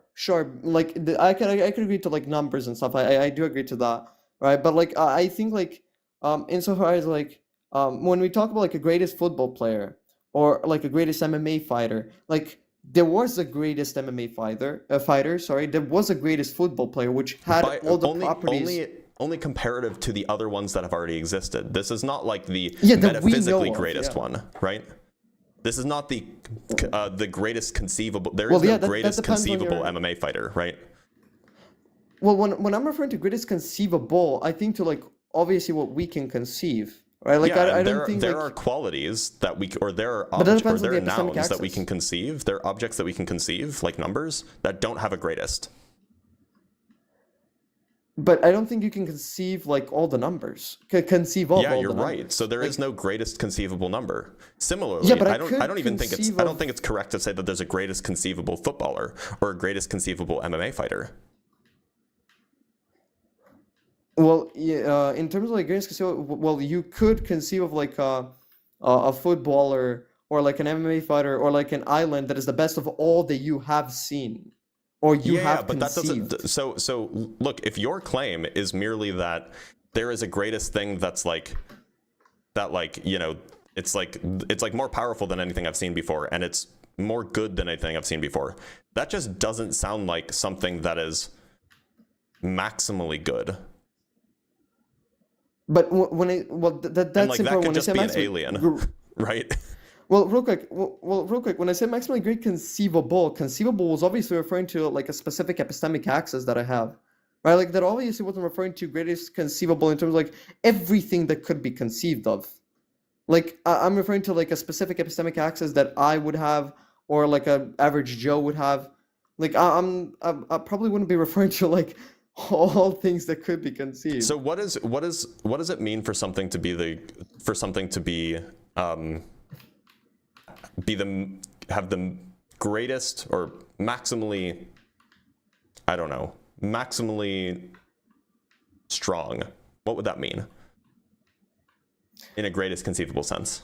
Oh, that's actually a good question. Like for example, well, out of all things that we have conceived, and like it will probably be the like you could bench a fucking well, in my at least how I view it, you could probably bench like a galaxy, or you could bench a universe or some shit like that. That would seem to me like a greatest to Okay, what but I what have if I like conceived then of, conceived for of something example. that could bench that plus 1 pound? Okay, then I would conceive of one that could do that plus 2 pounds. Right. Like, so yeah, it doesn't sure, I make get your sense to say point. that there's a greatest or a maximally strong conceivable thing. Well, there could be one that you could conceive of, but not that could be obviously conceivable generally. Yeah, so my point is it's not I clear that think- there are greatest conceivable, that some of these properties have greatest conceivable things, or greatest conceivable elements rather. No, sure, there could be, well, conceivable in a way that like could be conceived of, well, maybe sure, but like conceivable in terms of like that you could conceive of it, there could be definitely a limit. There Like, could be, but it's not clear that there is. And the burden is on you to show that there is for all of these great making properties. Well, for example, I think like I could conceive, like if I was to try to conceive of like an island, like the most beautiful, the best island, I think there would be an image popping out in my head. Yeah, but how I many think palm that trees you does could it also have? have that. Well, to me, perfect would probably be like a 6 or 7 trees on like the like 6 or 7 palm trees on like the surface, like. Yeah, but like in my view, like a more beautiful island has more palm trees. So. Ooh, then that's gonna be subjective. Yeah, I agree. Well, So yeah, like, that's why so it depends then, on one so epistemic then axis. I can't conceive of a greatest possible island. Well, not conceivable in like that you In could fact, it's possibly conceive of, maybe inconceivable. not, but No, it's impossible to conceive of a greatest possible island where the greatest possible island has, or where an island is greater than another island if it has more palm trees than it. well, I wouldn't see really like impossible. Are you referring physically possible? Impossible, sorry. I mean logically possible. It is logically impossible to Well, I have an wouldn't see a island. contradiction. So the contradiction is that there is no island that has a maximal number of palm trees. The contradiction being that there is no maximal integer. And you can derive a contradiction from assuming that there is a maximal integer, which would have the more palm trees than any. Yeah. By the way, I just want to say I didn't intend 6-7 on purpose, by the way. But just right, I'll clip that Blitz. Don't worry. But anyways, that there is like a good. Well, maybe yeah. I think there could be a case that like it could go on for infinity, right? And infinity of like great properties or like good properties. Like for example, like the infinite amount of strength, infinite amount of beauty. If that thing even had an amount, I may be making a category error. But like you understand what I mean. Saying infinite amount is a mistake. That is mathematical gibberish, right? Well, sure, but you know what I mean. I obviously wasn't referring to like amount, for example, like in kilograms or some shit like that. How you would measure that? I was like referring to like, for example, infinite beauty or like what does that mean? Well, okay, yeah, that's hard to explain. But like, actually, no, I know the answer to that one. It's my wife. Well, to you, for example, yeah. But like. No, objectively and intersubjectively. It's true. Yeah, and stands independently. I'm sorry. Stands independently, indeed. Yeah. Well, there you go. No, I'm trying. But like, maybe, like, maybe it wouldn't be infinite beauty. Maybe yeah, there would be like a limit. Now that I think about it myself, but like, it's like, just like the most beautiful, and that like. Maybe it isn't impossible to have that, maybe it isn't impossible for that to exist, like, logically, but, like, it would be, not an issue, I don't know what I'm trying to say, it wouldn't be possible to, like, have that, like, logically, but it might be impossible for you or me or anybody to conceive of that, right, like... So, look, the issue is that you're trying to propose that you're trying to convince me to conceive of something that might not have, or to conceive of something that is in some sense maximal, right? It is, in some scale of measurement, it is the biggest or it is the most of whatever whatever that thing that we're talking about is. But it's possible that the thing that we're trying to qualify here, or quantify rather, doesn't have such a maximal element, in which case you're asking me to go on a fool's errand. This would be like asking me, hey, think of the greatest possible integer. I'd be like, I can't, it's impossible. There is no such thing. You're asking me to do something that is physically impossible. Now you can say, okay, think of the biggest possible number that you can think of. That's still impossible, because any number I think of, I can always think of one more than that.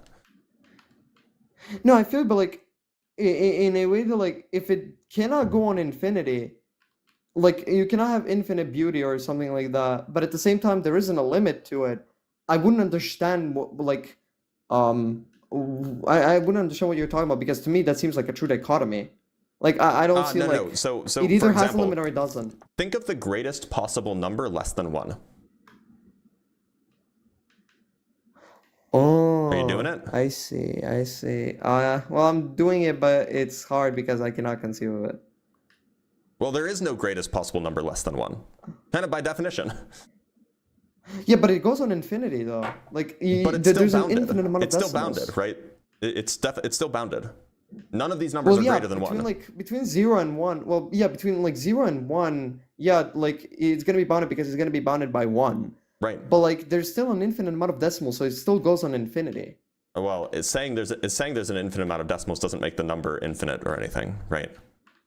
Like all it means is that any number that you can, and it doesn't even make like the number of decimals doesn't say anything about like the qualitative number, right? 1/3 has an infinite number of, you know, 3s after the decimal point, but that doesn't say anything about it being like, I mean, like infinite or like, something, right? It's It's like, 1/3. Well, sure, but like when I say like greatest number like before 1, if greatest means like the biggest number, like it would just mean like it would be like 0.9999, and then 9 would go like infinitely. No, if it right? went infinitely, but then it would still be gonna equal go to 1, and then you would not be doing what I'm asking you to do. I Oh, want actually, I yeah, want the that's true, greatest that's possible true. number less than 1. And I could even specify, think of the greatest possible rational number less than 1.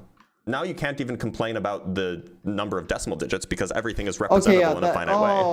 I understand, yeah. And so look, my point is, and I don't know how often No, this I is brought up understand in the your point, I literature. understand your point. It's just not clear that like these are qualities that have maximal elements. Yeah, I see what you mean. I mean, at that point, I think it's just either gonna be like an intuition difference, maybe. Well, if you're trying to present a deductive argument, then you can't just say, like, maybe your intuition says that the premises are true, but if you're but a deductive argument is only as strong as you can convince somebody of the premises, right? Well, no, no. I agree with you. I absolutely agree with you. I'm just like referring to like the properties, stuff that we were talking about. I think then that's gonna be like a difference in intuitions insofar as like maybe there could be well, at least I don't know, but like maybe yeah, there could be like a great as this, great as that, or at the very least there could be like the grades that I could conceive of given my epistemic access. But I think yeah, that at that point is gonna be like an intuition issue. And at that point, yeah, I can convince you because we have different, at least, background commitments. But like, I mean, can I so try something else though while I'm still up? How long have you been up? Let me just double check. If you haven't been up for very long, you've been up for like almost 40 minutes. I should probably move on to another guest. But feel free to come back another time. I will bring up and we can talk about another argument. Does that work? Yeah, and also I wanted to ask you one thing before I go. Yeah, sure. Can you help me with elastic collision? Like some other time, I have that for my like physics test, bro. Like a camera. Join my Discord server, and I won't help you because I make a point to not help people with homework and with studying because otherwise that's all I would only ever get that question. But other people in the Discord server may very well. So thank you, bro. Thank you. Is it like in your bio or something? Yeah. You go to the link tree. It's discord.gg/Dr. Blitz. So. Yeah. I love you, bro. See you. All right. Take care, bud. Honestly, that was pretty good faith. So I'm not, like, I'd be happy to talk to him again about some other argument. Let's read some super chats and then move on to the next guest. So we have $5 from C-Bar. Thank you so much, C-Bar. I do appreciate you, as always. Long-time donator. From Chase Martin Physics with the $5. Thank you, man. Or woman, I don't want to assume. My wife and I are eating soup and enjoying your live. Well, hello, wife. Hello, Chase. From Nathan with the $10. Thank you, Nathan. Thank you so much. I don't. But my parents find it compelling. The kosher laws were hygiene and dietary reasons before biology was understood. It must have been defined. Look, so it's likely the case that they were hygiene and dietary laws before biology was understood because people are just generally good at figuring things out. Like before we understood why certain mushrooms are poisonous, we knew that if you ate certain mushrooms, you would die. And so like it seems super plausible to me that like you see these animals that like eat fecal matter or whatever, like or that like wallow in their own wastes like pigs, and you'd be like, that's not a good idea. Let's not eat those. From Crypto Roast with the £2, how often are your Flirth destruction streams? About once a week. From Smitshaw with the $10, thank you, man. How good of an argument is the problem of evil? I had someone try to refute the omnibenevolence premise. They disagreed that chapters like Psalms 145:9, James 1:17, or Matthew 5:45 do not represent that. Well, look, if somebody doesn't think that their God is omnibenevolent, then you could just say, okay, so is your God consistent with a being that's evil? Right? And with Garba Gaiman with the 5 Canuck bucks, if divine hiddenness is false, then God could appear in the sky every day. If divine hiddenness is true, then there is no proof of God hiding in S5 modal logic. Okay. Let's think about this. Yeah, so if divine hiddenness is false, then that means that God isn't hidden from anybody. Well, no, it's not necessarily the case that God could appear in the sky every day. If divine hiddenness is true, though, then there is no proof of God hiding in... Oh, okay, you're understanding divine hiddenness as, like, God intentionally hides himself, which means that he doesn't leave behind any proof kind of intentionally. Divine hiddenness is usually understood as, like, a subset of the problem of evil, namely that, like, if God wants a relationship with everybody and has the power to achieve that relationship and knows when people do not have a relationship with him, then why doesn't he reveal himself to everybody in a way that would convince everybody to be in a relationship with him? It's kind of viewed that way. But you're saying, like, well, why maybe he's just hiding himself intentionally. And sure, yeah, if that's the case, true. And from Air McKay with the $20, thank you so much, Air McKay. Ultimate Nightmare, stuck in a Trans-Pacific coach airline seat next to today's Phil Bro. Honestly, look, he is a Phil Bro, but he was pretty good faith. I appreciate it. I appreciated him. All right, let's bring up our next guest. I think we've spoken with Amy before. Let's talk with Dash.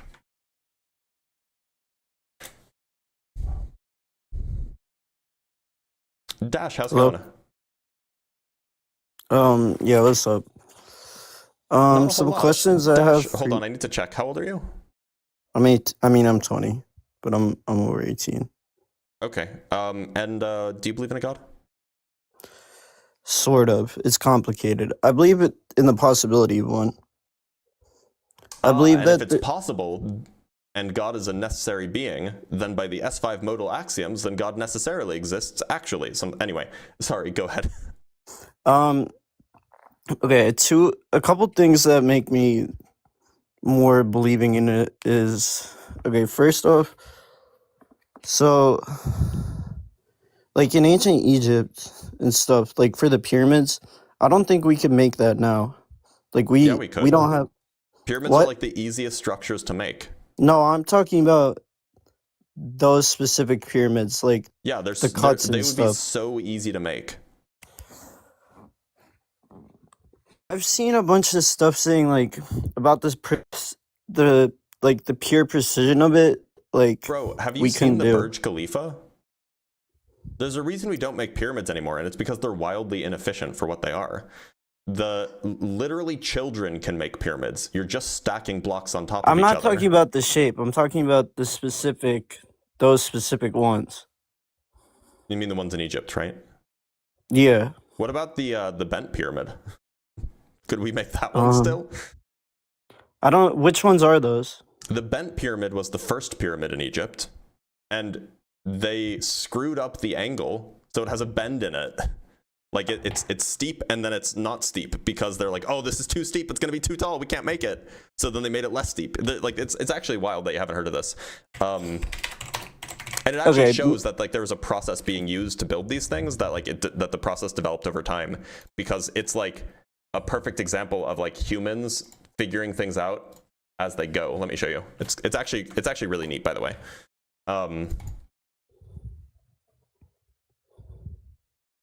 Here, it's literally bent because the initial angle was too steep and they had to correct mid building. I've never seen that one before. Yeah, it's in Egypt. This was before the Great Pyramids were built. Okay, I don't know if this like approach is gonna be helpful. Actually, I might not know enough about the pyramids, but okay. So a different thing is, I feel like you got to think about is the start of the universe. So like, do you believe in a Big Bang, right? Yeah. Yeah. So I would say that definitely, I believe in that too, and I think time came from that. So there's nothing really before that. I don't think time came from that. You don't think so? No. Well, did space come from it? No. There's already space and time there? I suspect so, yeah. I actually believe that space and time expands with the Big Bang. Well, then you're going against what most physicists believe. So they think there's already the field and then like a dot of space, essentially. They think that the Big Bang says nothing about whether there was a beginning of time. Here, let me show you a poll. The question, in your opinion, how should we understand the Big Bang? The vast majority say, a theory that says the universe evolved from a hot, dense state that says nothing about whether there was an absolute beginning of time or not. I always thought, I don't know exactly. I always thought time was in there. Like, also, so what do you think is before the Big Bang? I don't know, and neither does anyone else. It's not even clear if there was a before, actually. Well, that's what I mean. If there is no before, then that's the birth of time. Maybe, but maybe there was a before. We don't know. Yeah, but I feel like if we think of the universe as one object, and the Big Bang is when it was put into motion, essentially. But that's not what people think. That's not like the consensus view amongst scientists. I feel like, I don't know, maybe that's just my interpretation of it. That would have been the correct interpretation, or like not correct, I should say. That would have been the agreed upon interpretation like 40 years ago. But it's so what's it's been 40 what's the years. difference in now? This book.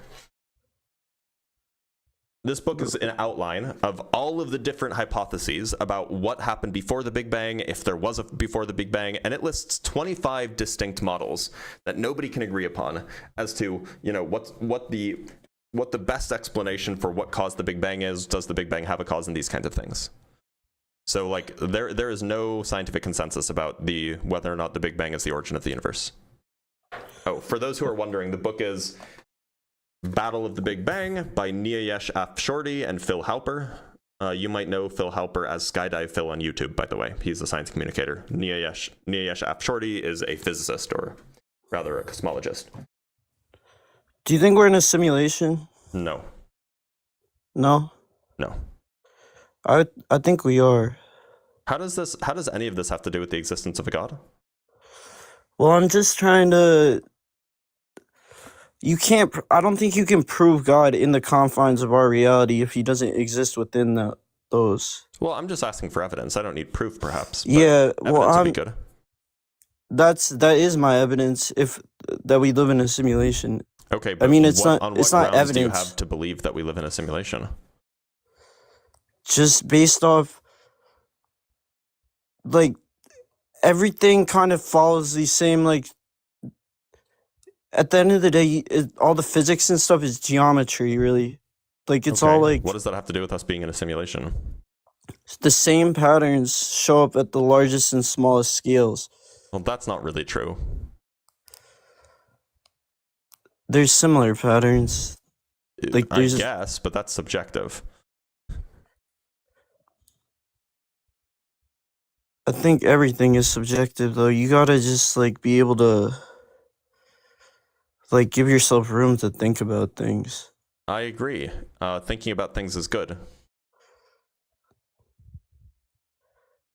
But, by the way, just a word of advice for everybody. Dash, before we get into this, Dash, I'm going to let you go, but thank you so much for being here.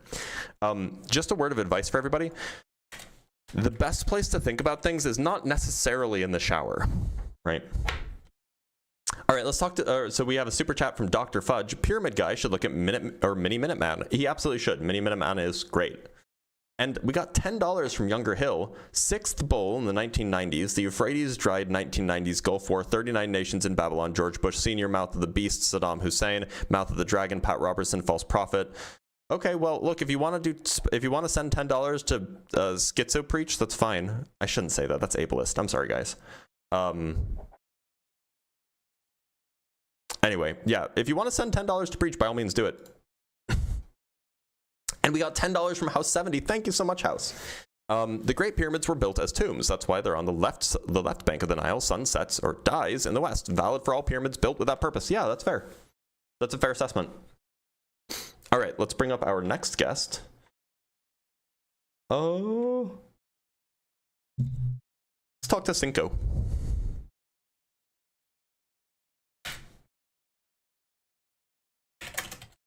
Hello? Cinco, how's it going? Hey, how are you? I'm doing all right. Cinco, do you believe in a god? Yes, I do. And which one would that be? For now, maybe just what you call it, just like a deistic, like I just have a monotheistic perspective of a god, independent of religion. I don't know why you say for now. Like, what do you actually believe? Well, I'm figuring it out. That's why I say for now. Oh, okay, sure. That's fine. Okay, so what would you say is the most compelling argument you could offer me? I think the contingency argument is the strongest that really provides solid evidence to me, at least. That's what helped me. All right, want to run it for me? Sure. So it would be like a... I'm going to write, by the way, you'll hear some typing. I'm just writing down your premises here. Sure. So we would start with the first syllogism being something like, there is existence, or something exists, premise 1. Anything that exists is possible or necessary. And then we would have to here define, like independently of the syllogism, we'd have to define what possible, necessary, and impossible existences are. So I could do that. Are you using them in a modal scope, or are you using them in some other sense? Well, I'm saying that possible is something that may or may not exist, or in other words, like by contrast, necessary is something that exists within itself, whereas possible is something that exists through something else. So a necessary existence exists by the virtue of itself. Hold on, just 1 sec. I'm just going to put this up just so then we can keep track of things. Just going to pull up the actual argument so then people can see it. Something like this. Okay, so we have... I would say instead of exist within itself, I'd say by virtue of itself, or like something like that, but yeah. Okay, and then I understand... And possible is exist through something else. Yeah, that's what I have. And okay, so what's P3? Possible says exist through itself. It should say exist through something else. Oh, I'm sorry, you're right. You're right. Okay, what's premise 3? So premise 3 would be something like, every possible existence requires a cause. Mm-hmm. Which is kind of a definition of possible as well. Well, to be clear, how are you using the word cause here? So cause and effect obviously can't be defined independently of each other, right? So they come together. So cause would be the agent or action that leads to the existence of something else, or the change in the essence of the existence of something else. Okay. And then you can't define cause without effect. They come together. So the effect is... I take it you mean effect is just the existence of something else, or the change in the essence of the existence of something else. Right, but by a cause, yeah. Yeah, sure. I mean, presumably you don't think that those things can happen without a cause, right? No. Okay. Okay, so what's the next premise, or do you have a conclusion, or? I think the next premise would be, if all causes are possible, nothing exists. Okay. And then, therefore, not all causes are possible. And like comma, there is at least one necessary being. All right, so first let's check to make sure that this is even valid, right? So you have so C1 follows from, I guess, like modus tollens and P1 and P4 or something like this. Right. Which is, if all causes are possible, nothing exists. Something exists. Therefore, not all causes are possible. Right. And then from C1 and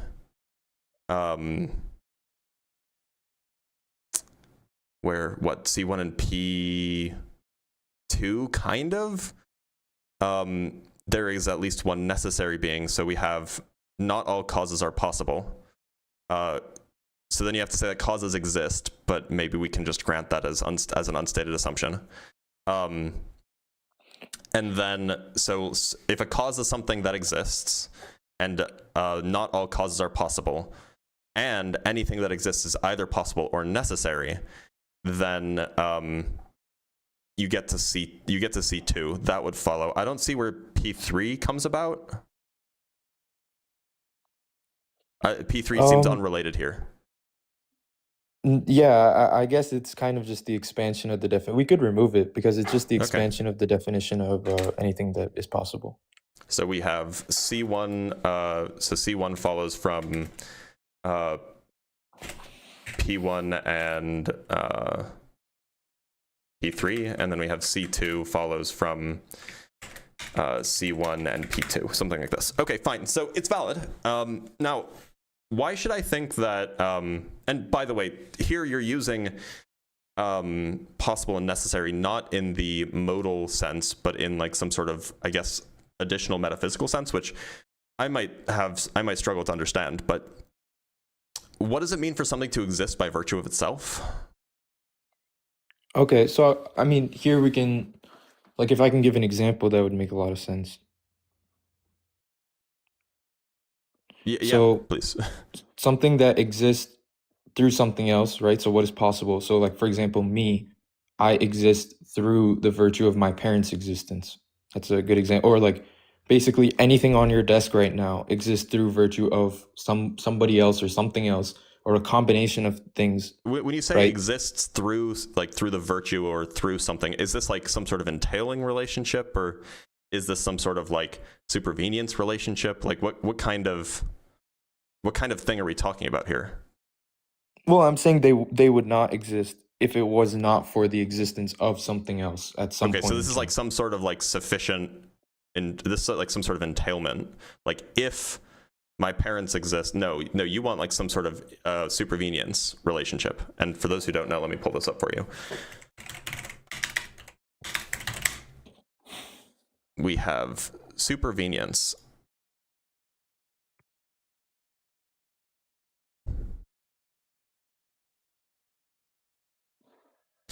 The set of properties A supervenes upon another set B just in case no two things can differ with respect to A properties without also differing with respect to their B properties. In slogan form, there cannot be an A difference without O. I want supervenience in like an ontological sense, not in a property-based sense. One sec. Well, okay, so we can just say that like there is some sort of ontological priorness in that and like a unidirection or like an asymmetrical directionality in the relationship, namely I can exist, or my parents could exist without me existing, but I can't my parents can exist without me existing, but I can't exist without my parents existing, right? That's the kind of relationship that you're talking about here. Yeah. Okay. So so when you say that something is possible, all you mean to say is merely that there is a thing that exists, and because it exists, there is a thing that without it, the possible thing would not exist. Is that what you're saying? Let me repeat what you said. So you said there is a thing that exists that without that thing, the so-called possible thing would not exist. That's what you're saying? Yeah. Is that what you mean by possible? I mean, sure, to an extent, because I'm also talking about the just in general. I'm describing here again, like going to cause and effect, which is being outlined, that there is a cause to the existence of that thing. So yeah, sure, I would agree with what you said. But it doesn't have to be a causal relationship, right?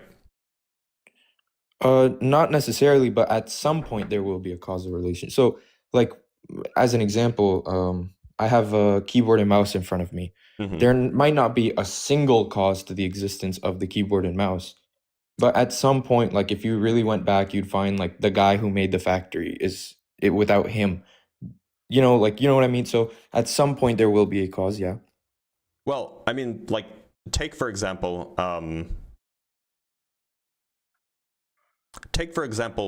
bachelors.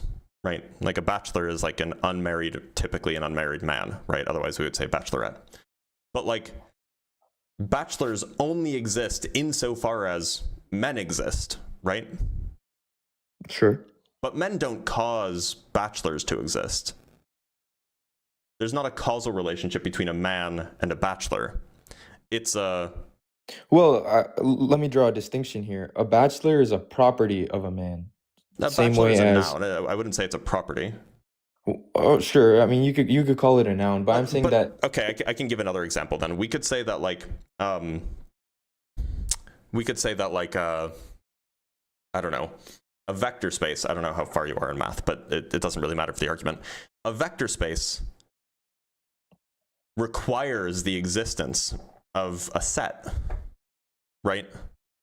And so, but a set doesn't cause a vector space. It's just kind of like part of the required component of a vector space. yeah, So, no, I mean, like it doesn't have to be a causal relationship, is what I'm saying. sure. Yeah, no, I don't think possible existences all necessarily have to have a causal relationship. Okay. No.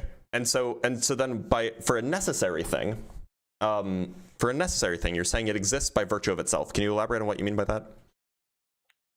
Well, I'm saying that there are no conditions to the existence of it. They exist independently of all conditions. Like, so for all possible existences, there are some conditions that entail. Wait, like what do use the word you mean entailment. when you say all possible existences now? I'm just drawing a distinction. You said you were using the word entailment, so all possible existences. I'm understanding possible to mean like exists through something else in the way that you've used it. Right.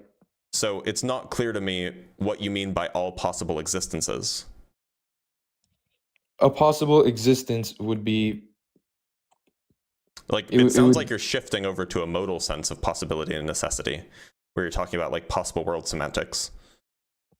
No, I'm not. I'm like, would you like me to rephrase it in a way that's consistent? Yeah, that'd be helpful.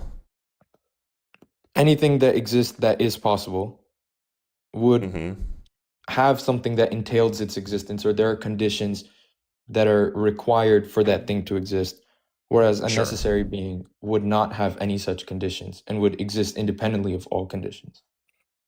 Okay, so you're just saying that there is well, wait a minute. So you're saying a thing either has a thing's existence are either conditional on something else or are not conditional on something else. Right. Okay, that's fine. Yeah, that's fine. Okay, great. So can I just change this to its existence is conditional on something else or necessary? Is this acceptable? If I change this, its existence is not conditional on something else. Okay, that's fine. We can work with that.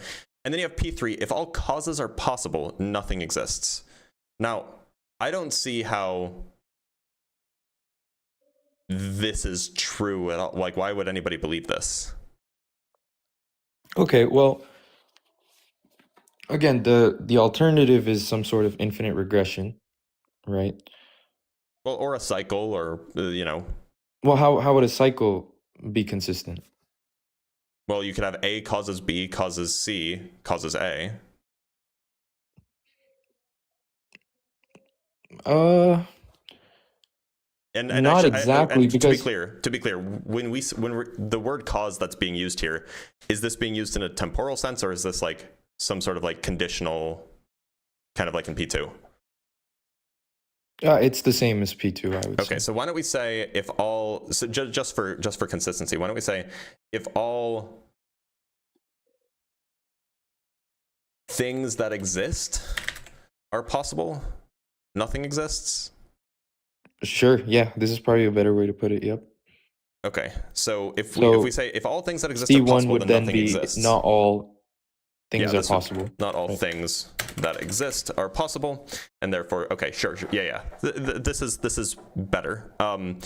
So okay, now P3. Why should I believe P3? If all things that exist are possible, then nothing exists. Why should I think that's think true? your cycle obviously has an issue in that for the existence of A, the condition is the existence of C. Yep. But for the existence of C, the condition is B, which has the condition of A. Yeah. So I don't think that that's possible because of it's. Well, what would you identify as the starting point for that Well, it cycle? wouldn't have a starting point if it's a cycle. Okay, so would Similarly, you if say you that have that's just an eternal cycle? If you just, well, no, I wouldn't say it. I don't know what you mean. Like, we're not talking about temporal Oh, causes okay. here. Like, We're talking about like would you say that it has no, like it exists from the beginning of time? we're not Whenever talking you think the like beginning. these are not like temporal relations. We're not talking about time here. We're just talking about like we could talk about completely non-temporal things. Like we could say that in order for A to exist, B must exist. In order for B to exist, C must exist. And in order for C to exist, A must exist. And it is entirely plausible or entirely like rational to say that all three of them exist, because all of their things that are required to exist are present. Well, I still think that's a form of an infinite regress in that There's okay. no time involved here. But look, we could also think about like an infinite regress of like an infinite hierarchy of explanation. That's fine. What's the problem with that? What do you mean by that? Thing A is, in order for thing A to exist, thing B must exist. In order for thing B to exist, thing C must exist. In order for thing C to exist, thing D must exist, and so on forever. What's the issue with that? I mean, I still think that we need to. Okay, let's look at it from this angle. So, your two responses to P3 have been you could have a cycle of causation, quote unquote, or conditionality, right? And then the other one has been you can have a hierarchy of explanation. Yeah, an infinite chain, if you will. I think that you have to involve. Okay, so let's look at the infinite chain first. You're saying obviously this would mean that there's no start to the infinite chain. There's no. Yeah, it wouldn't be an infinite chain otherwise. You're saying infinite chain, right? So how is that consistent with your view of the universe as a whole? I mean, that seems like it has some sort of metaphysical component to it, right? What has some sort of metaphysical component to it? The infinite chain. What's metaphysical about it? Everything in it is, physical, if you will. If again you assume that the infinite chain is describing the infinite chain of, say, causation in the physical universe or something.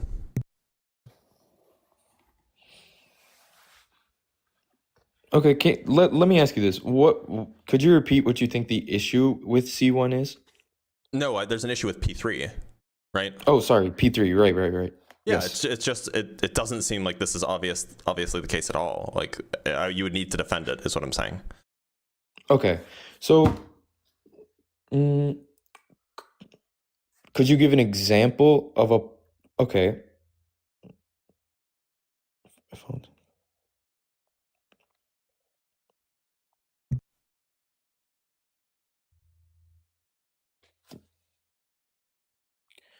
So let's go to your cycle first. Firstly, why do you think that we cannot discuss time within the scope of it? Well, my point is this conversation, this argument doesn't have anything to do with time, right? So you could bring up time, and then we could talk about like temporal, like we can say that the existence of thing A is temporally conditional on the existence of thing B prior to it. You could have that, but that's just not that's not the full context, right? Well, okay, so I think what happened here is when we switched the words from cause to conditionality, I think the thing with cause and effect is the cause always, I think I could say that comfortably, the cause universally predates the effect, or it occurs simultaneously with the effect. Right. Like, for example, like a rotating. Say that, though. You don't want to say that. Why is that? Because then God would be in time. No, like by predates, I don't mean within time. I'm saying it supersedes like the. Well, look, if you say that it's so predates, I don't know what you mean by predates aside I'll from before. rephrase. I can rephrase. Yeah, go ahead. I can rephrase. The cause. Okay, so let's separate. Let's draw a distinction. Cause in relation to something outside of time means creating existence and time, right? That would be the. I don't know what creating means if you're outside of time. Well, I'm saying within possible existences, the way we can use the idea of cause and effect is something that occurs like it supersedes the effect. As in, if you have rotating gears, right? When you rotate the first gear, the second gear will rotate instantaneously. So that's in time. Right, so that's what I'm trying to say. It's Within not instantaneous, possible, but not instantaneous, but I'm saying like it does. It's not like the second gear rotates right, before but that's the first still gear. in time. I don't know what it means for creation to happen when there's no time around. I'm saying let's first discuss cause with respect to possible existences, and then we can discuss cause with respect to necessary beings. Look, so if I think there's a different as far as way. I understand it, causes and effects only happen in time. Well, I think the nature of causation is different. Yeah, which is interesting. There's a lot of stuff to get to there. I just don't know what you mean by causation if you're not talking about something that's in time. Well, okay, so I think we would be jumping steps if I went there. I could start describing it, but I think first we have to address what causes mean within time before we can get there. Look, I mean, like, the reason why I changed it to conditional is because the cause and effect argument is probably not going to go the way you want it to. But I mean, we can do that if you want. Well, or we could accept that the conditionality has something to do with time. Like, obviously, I couldn't have came before my parents. I mean, so the conditionality can include time. Like, for example, it is the case that my conditional existence, my existence being conditioned to my parents' existence, implies, because because we're talking about things that exist within time, implies that my parents' existence is prior to or simultaneous to my own. Absolutely, that's fine. But sorry, I'm getting a phone call. Oh shoot, actually, maybe I should, one sec, I'm sorry. Maybe I should take that back, it might be a job offer. One sec. Oh no, it says suspected spam. If they call, they'll leave a message if it's important, right? Right, so sure, the conditional existence could absolutely be like a temporal thing too, but it doesn't have to be. Right? Sure. I mean, okay, let's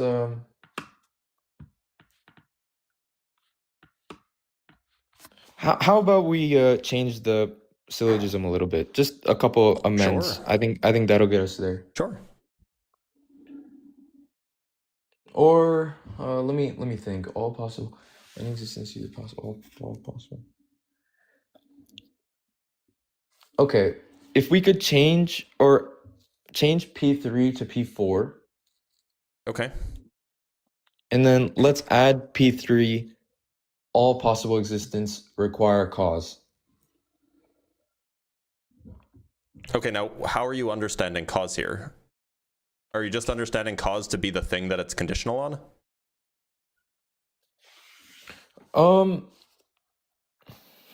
Let's be careful here. So if it's just the thing that it's conditional, no, I think cause is uniquely something that results in the existence of something else. Not a condition. It would be I mean, there are conditions to causes, but that doesn't mean the condition is the cause. So why should I accept P3? So that's what I'm trying to do here. The reason I added this premise is so that we can by the way, what is P3? So I guess we can put if all things that are, so then how do you want to modify the, like, P3 still seems like it's not doing anything. I want P4 to go back to what it is before, which is if all causes are possible, nothing would exist. And the reason I want to do this is now I think P4 doesn't have the problem. Nothing would exist. Hold on, I need to understand now this in the idea. So all possible existences require a cause. And then you have and now your conclusion changes. So now you have if all causes are possible. So if all causes are possible, nothing would exist. There's some stuff built in here. We don't have a valid syllogism right now. We can probably kind of make sense of this, but we say that a cause, and we should say that probably a cause, which is a thing that exists, right? Like a cause has to be a thing that exists, yeah? Right, yeah. So then the cause is either possible or necessary. And so then you're saying if all causes are possible, nothing would exist. Therefore, the fact that something exists, so yeah, the fact that something exists and all causes and all possible existences require a cause. Okay, so then you get to then you do get to the conclusion. It's a little bit roundabout. We could probably spell it out a little bit more, but then we get to the conclusion so the that only reason I changed it from not all not all things that exist are possible. Yeah, okay, that's fine. That's fine. But then why? The would reason I accept, changed it was our P4, why would I accept P3 or P4? Well, I think if P3, so the reason I changed it is because if P3 is true, then P4 would follow as well. Like as in, no, it doesn't. If all possible existences require a cause, yeah, right? So if in another way, I think P4 is a conclusion. Let's revise. All possible existences require a cause. So if all causes are possible, nothing would exist. That's not a valid syllogism. All possible existences require a cause. Oh, right. You're right. No, let's go back to P4. I'm very sorry about that. Yeah, so now I have to defend P3 and P4. But the other reason I did this was I think P4 initially being P3 contained both P3 and P4, so now I can defend them independently, right? So all possible existences require a cause. This is the first part of it, which is a thing that exists. So I think you would... By cause, you mean something not just a dependency relation. You mean something else. You mean like a bringing into existence or like a change, okay, like an active changing example. of properties. Let me give an example. I have a whiteboard and I write with a marker on the whiteboard. For the quote unquote existence of the words on the whiteboard, the properties of ink of the marker, if those properties did not exist, my writing could not be on the whiteboard. So would you call that a dependency or would you call that a causal relationship? Because the way I see it, the cause is the properties of ink in the marker, and the effect is... So a dependency or a causal relationship is a kind of dependency. Yeah. So it's both. Okay, let me clarify. Do you think it's a dependency that is outside? So dependency is the broader category. Cause is... No, that would be an example of a temporal dependency, which we would typically call a cause. Right. Okay. So let's extrapolate that to... That's what I mean by cause here. So a temporal dependency that you would call a cause colloquially. So all possible existences require a cause. Do you disagree with this one, or does... Yeah, I don't know why. I don't think that all possible existences require a cause, where a cause is understood to be a temporal dependency. I think that you could have give an example? I think that you could have possible existences, like a vector space. If a vector space exists, then it depends on the existence of a set. And that's not a temporal relation.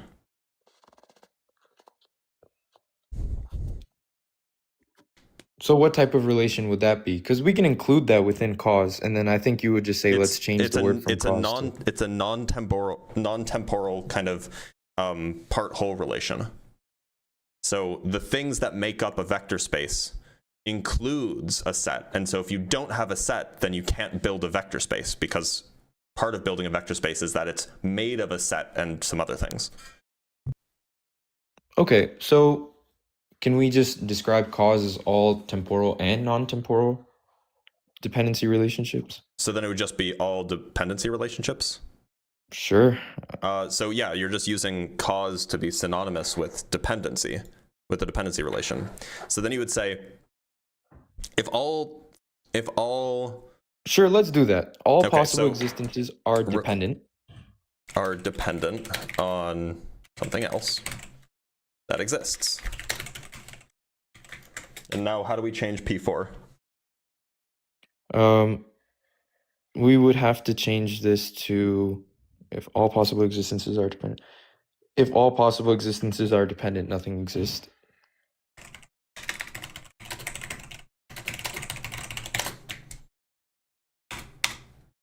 Mm-hmm. And then I think we're good from there. This should still follow. So we have now we have all possible existences are dependent on something else that exists. I think that that's probably true by definition. The definition that you gave of what it means for something to be possible. Sorry, I missed that. What'd you say?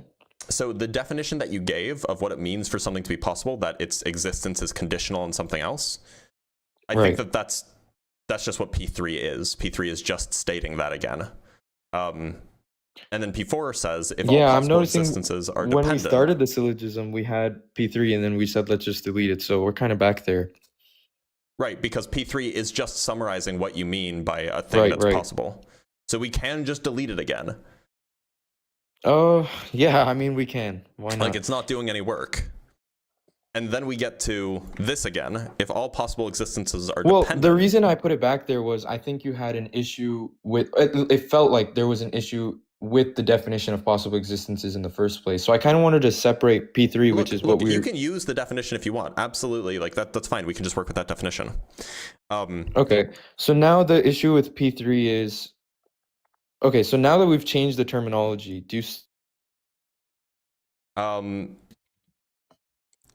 So now it's not... Okay, so now if all possible existences are dependent, then nothing exists at all. Even then, it's actually not clear that that's the case. You could have like an infinite chain of dependency relations. Or causes, as you call them.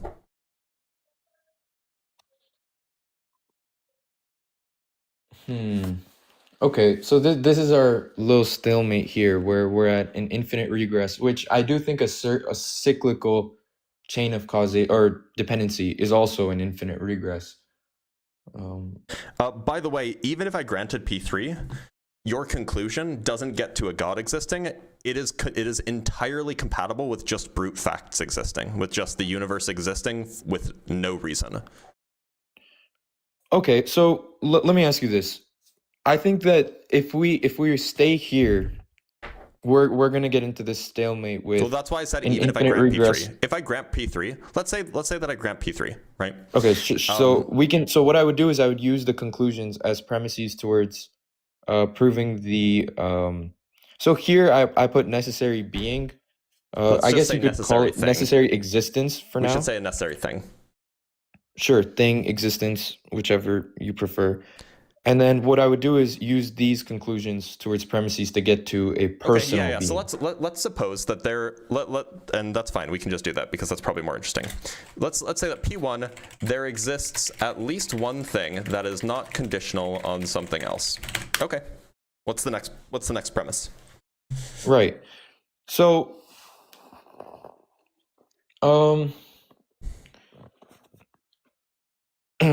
I'm not gonna ask you to do the legwork for me. This is on me. I'm gonna have to come up with these as premises, but I hope you can forgive me if I have these as abstract ideas rather than so. That's fine. I'm gonna need to work on making these premises formally. But so here's what, just speaking aloud, right? Something that would come to mind is existence that is conditional on time would also be conditional existence. So yeah, but I wouldn't say that the universe's existence is conditional on time. So if time did not exist, would the universe still exist? I would say that time stands in a part-whole relationship with time. Sorry, the universe stands in a part-whole relationship with time. And so we would say that this is called priority monism, by the way, if you want to look something up, that the one thing that exists is the universe, and then its parts are kind of supervening on the whole. And so the parts are dependent on the whole existing. So the universe exists, and as a result, time exists. Okay, well, let me examine what you just said there. So you're saying that it's not a dependency relationship between the universe and time. Yeah. Or rather it is, but it goes the other way. Does it go both ways? No, dependency relations can't be symmetrical. Okay. Well, they could be in like a, for example, like a barter. Like I'll give you something if you give me something. So I was wondering if it was... That's not really a dependency relation, right? Yeah, so I was just making sure that that's not what you were... Okay. So you why don't I just shortcut this? Suppose the universe exists. I mean, we know it exists. I imagine that you and I agree on that. The universe exists, and suppose there's just no reason why it exists. There's no cause. There's no explanation. It just exists. Okay. How does that? Why does that fall apart? Well, firstly, if you're granting that all possible existences require cause, so what we would need to do, like that But P3... the universe would not be possible in this case. In this case, this would be something that is not conditional on something because it doesn't have an explanation for why it exists. So it's not caused by something. Right. So where I was going was, if we're granting that P3 from the original syllogism, the next step is going to need to be to either understand what you mean by the universe. Yeah. So I'm saying that the universe is not a possible existence. Under your definition, it would be a necessary existence.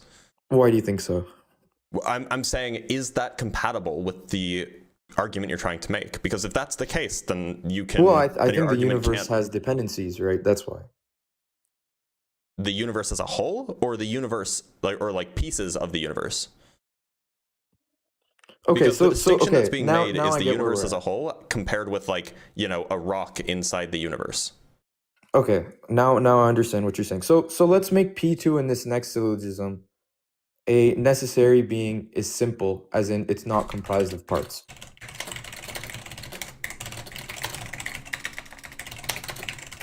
Okay, why should I believe that?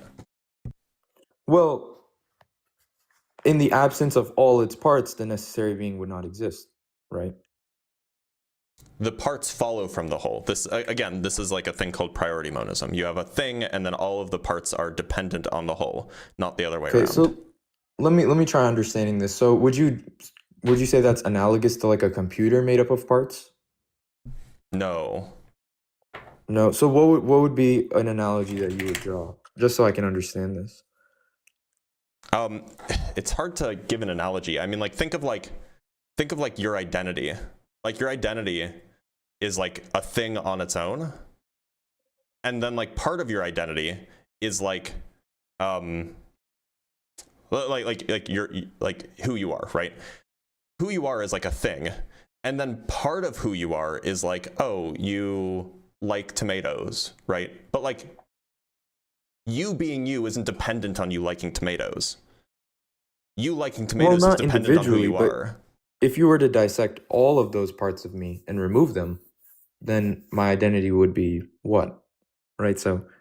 Well, no. I mean, the point is I'm not sure if it makes sense to remove them from your identity. They arise as a result of your identity, right? Okay, so let me understand what you mean by the universe having parts. Let's understand what those parts are. If we can examine that, maybe we can get some... Let me show you something, and this might be helpful to look at. This is the Stanford Wikipedia, or Stanford Encyclopedia entry on priority monism. So priority monism targets concrete objects and counts by basic tokens. It holds that exactly one basic concrete object exists. There may be many other concrete objects, but these only exist derivatively. The priority monist will hold that the one basic concrete object is the world, the maximal concrete whole. To distinguish herself from the existence monist, She will allow that the world has proper parts, but hold that the whole is basic and the proper parts are derivative. In short, she will hold the classical monistic doctrine that the whole is prior to each of it, that the whole is prior to each of its proper parts. This doctrine presupposes that the many proper parts exist for the whole to be prior to, historically priority monism, blah, blah, blah, blah, blah. Indeed, until the last decade, blah, blah, blah, blah, blah, blah, blah, blah, blah. So this is just like, it's just another way, like you're thinking about it in terms of a reductionist view, that like a thing is built up from its parts, but this is like a contrary way of thinking about the way things are, that the parts are rather derivative or dependent on the whole. Right. Firstly, I just want to say really thank you so much. I've learned a lot from this conversation and from you, so I'm enjoying this a lot and I appreciate it. And I'm glad we're having a friendly, cordial conversation as well. Yeah. By the way, I imagine that you are a priority monist about God, at least, because you think that, I mean, whatever properties you think God has, if God has properties, then those properties in some sense derive from the being of God. Right. You're right about that. Yeah. And so priority monism shouldn't be so unfamiliar to you. I'm just saying that the features of our universe derive from the whole, rather than the whole deriving from the parts. That's all I'm saying. So I think another thing to think about is, I think the average layman, for example, would accept some sort of idea that the universe is dependent on time or space. Like there's a dependency there. Whereas I think your priority monist conclusion that those are features or derivative qualities of the universe rather than parts of it. I think I accept that. And also that's why I think having this conversation with someone who's much more versed in physics than me is very valuable for me. Because like I said in the beginning of the conversation, I'm just figuring stuff out for myself. But again, looking back at the premises, so you would not accept that the universe, or like you would say that P2 in our second syllogism, you would not accept that. Yeah, I don't. Well, because no, the universe. Actually, well, so look, if you're a priority monist, then you would not say that the universe is comprised of parts. Parts are derivative of the whole. So you would accept. So that. It would have parts. It's just the parts are not do not stand in like some sort of dependency relation. It's not like the parts. It's not like the whole depends on the parts. Okay. Would you agree with? I can't see the syllogism, but. Oh, yeah. Sorry about that. Would you agree with the premise then? A necessary thing is simple, is not comprised of. Let's change it to is not comprised of parts that it's dependent on. Why don't we say does not depend on parts? Sure. Okay. There exists at least one thing that is not conditional. But that's trivially true, by the way, by the definition, where the existence is not conditional on something else, right? That's just trivially true. That just follows. Okay. I liked using the word simple because I could reference that in the future for something else, but we can just go ahead and remove this. Okay. Because, there exists at least one. Including parts making it simple. We can just add that. Perfect. Okay. There exists at least one thing that is not conditional on something else. So you would just call this the universe. Yeah, and it seems like that's compatible with atheism. Right. Okay. So let's would you say, what other properties of this necessary being the universe would you say, what other properties would you say it has? Oh, I mean like in a traditional deistic sense, would you say there are any? I mean, like, if we're talking about the universe here, wait, you asked me what properties does the necessary, this non-dependent thing right have? Now you've assumed and I think fairly so, that the universe is the necessary being. Yeah. Right? So I'm asking if there are any other attributes that are traditionally deistic or theistic that you would say the universe can also have, because this is new to me. I would say, the theistic universe, the theistic God or the deistic God, both of them have a mind. I would not say that the universe has a mind, or that the universe is a mind, I should say. Whereas in the deistic worldview or the theistic worldview, the God is a mind. So this is interesting. I want to see, right? I want to see where you we're approaching a point where I'm not well versed enough for That's fine. me to convince you. So now I'm in a state of I mean, maybe you're not interested in this, but I'm kind of learning from you while running arguments that I doubt will work, but I'll run them anyways. So, like what the traditional theist would say is something like the mind, or they would say that if God didn't have a mind, and if it was like they would say that that disagrees with the idea of simple, and the simplest thing that's not comprised of parts is a mind, where it's right. So if the That universe just is seems compatible with priority monism again. Like, right? Like the mind has a whole bunch of properties, but it's not composed of those properties. It's not composed of those parts, right? In the same way, it seems like the universe could be that way. okay. So look, This is interesting. really, the distinction between this view and like a deistic view is merely that you think that the necessary thing has a mind, and this view that I'm proposing suggests that the necessary thing does not have a mind. That's it. That is the distinction. But right. I think that's a really, really important distinction, because it's, in some sense, I don't even like and this is arguably one of the main reasons why I'm not even a deist, and it's because it doesn't. I don't know what it means for a thing to be a mind if there's no time. Like I have no idea what that means. Right? Do you think things can exist out independently of time? Sure, not minds. A mind Why not? Because a mind is a thing that like has thoughts, and thoughts are like processes. They're not objects, right? A thought is a process that happens. Well, okay, so let's take like the three major monotheistic religions. They all say something along the lines of God said be and it was, implying that the process isn't like well, besides Christian creationism, like besides that. So if you take like Islam and Judaism, they say something along the lines of God said be and it was, as implying that there's no process, and they traditionally use the gear example in which the quote unquote effect is instantaneous, or almost implying that the effects of God's creation were quote unquote eternal along with God, as in there was no point in time where he existed independently of his effects. So that's the traditional there was no sense. point in time. Well, okay, so there's a few pieces that are confusing here. Presumably, there was a sense, there was a state of affairs in which God existed and the universe didn't. Or do you not think that that's the case? I think traditional monotheistic perspective, like the true people who understand the philosophy of theology, would say no, that's not the case. Okay, well then it seems like that the universe wasn't created. Well, they would say it is created, but they would say that creation is independent of time. When was it created? Unlike, When was it created? Okay, so let's like in order for a thing to be created, this is really that helpful. creation So has to we have occur to in draw. time. We have to now we have to kind of define creation, right? So yeah. So creation, in our physical material sense, is a process, right?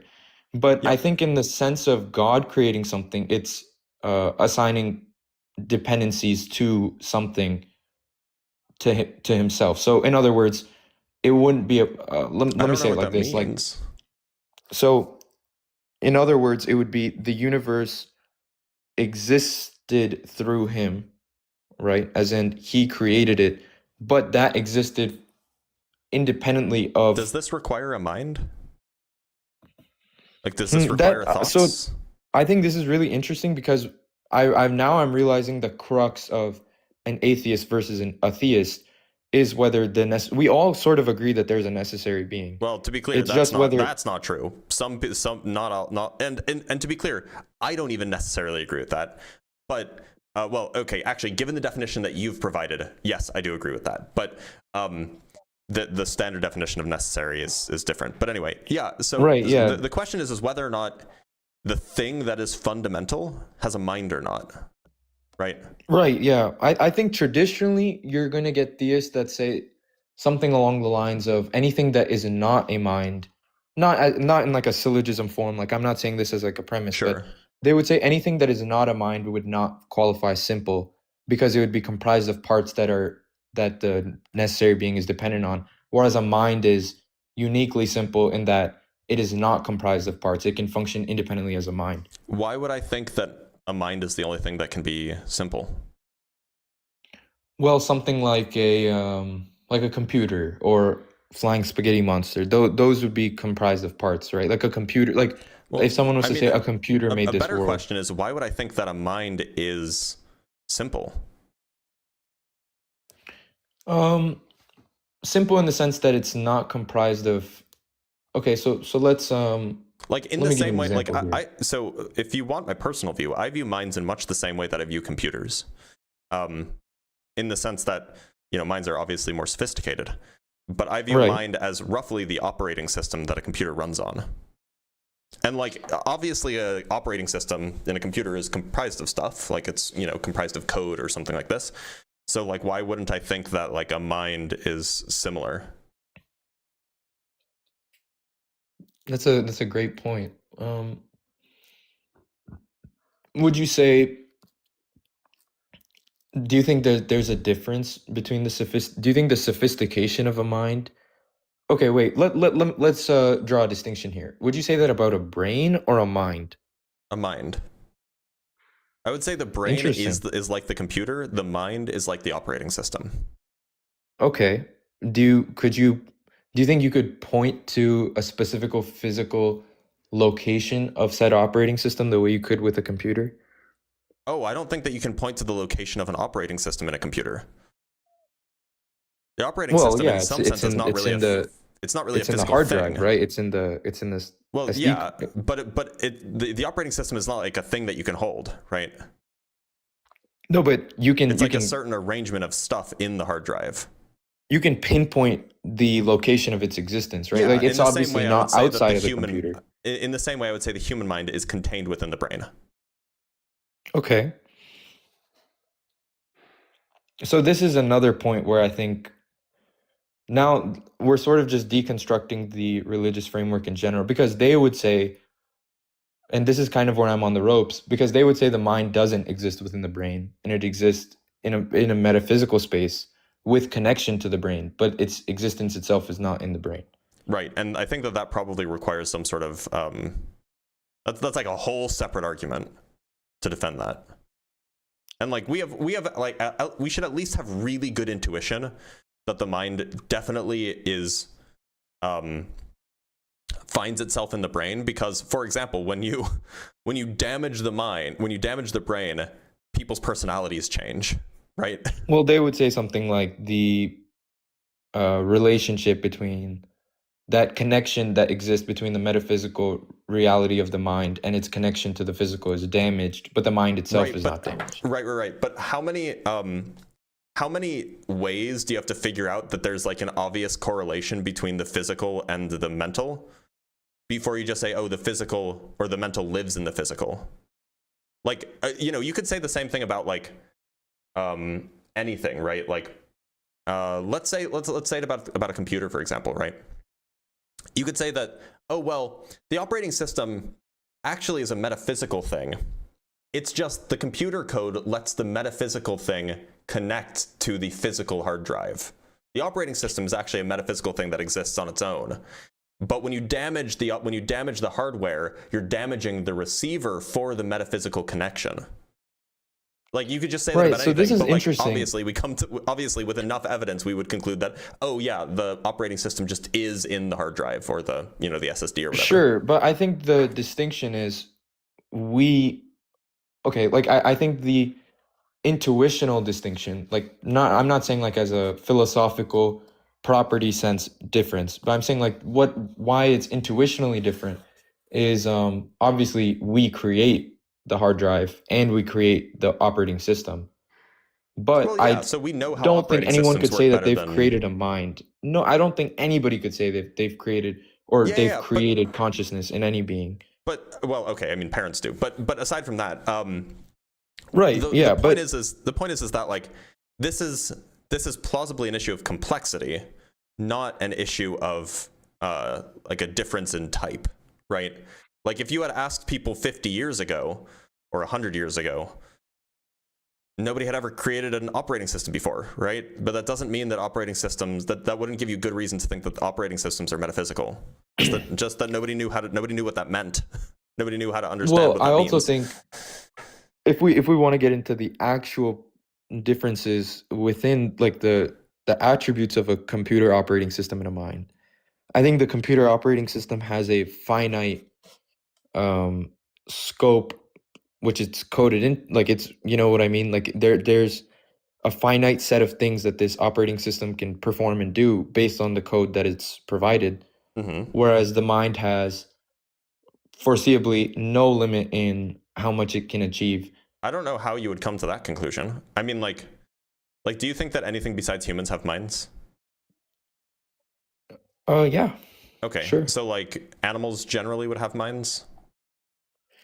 I would say that their consciousness it's a different type of consciousness. I would say human consciousness is unique, but I don't think the idea of minds is unique to humans. Okay. And what I mean by No, unlimited, that's fine. let me clarify when I Okay, say sure, go ahead. unlimited potential. Like what I mean by that is a human can learn something, whereas a computer, even your AIs or whatever, you know, like these new things, they are, I wouldn't say that they're truly learning something. They're just being provided with more data to perform their same operations. Look, so the way, are you familiar with like machine learning? Yeah. Because machine learning is essentially the way that it's very, very similar to the way that humans learn. You basically have a whole bunch of, you know, we call them neurons in the computational device. And then you provide, this is one way that it's done anyway, there are a lot of ways, but one way that it's done is that you provide an input and then you compare the output with what you want it to be. And if the output is what you want it to be, then you reinforce it. You provide some sort of reward or you reinforce it. And if the output is not what you want it to be, then you either don't provide a reward or you provide a punishment or something.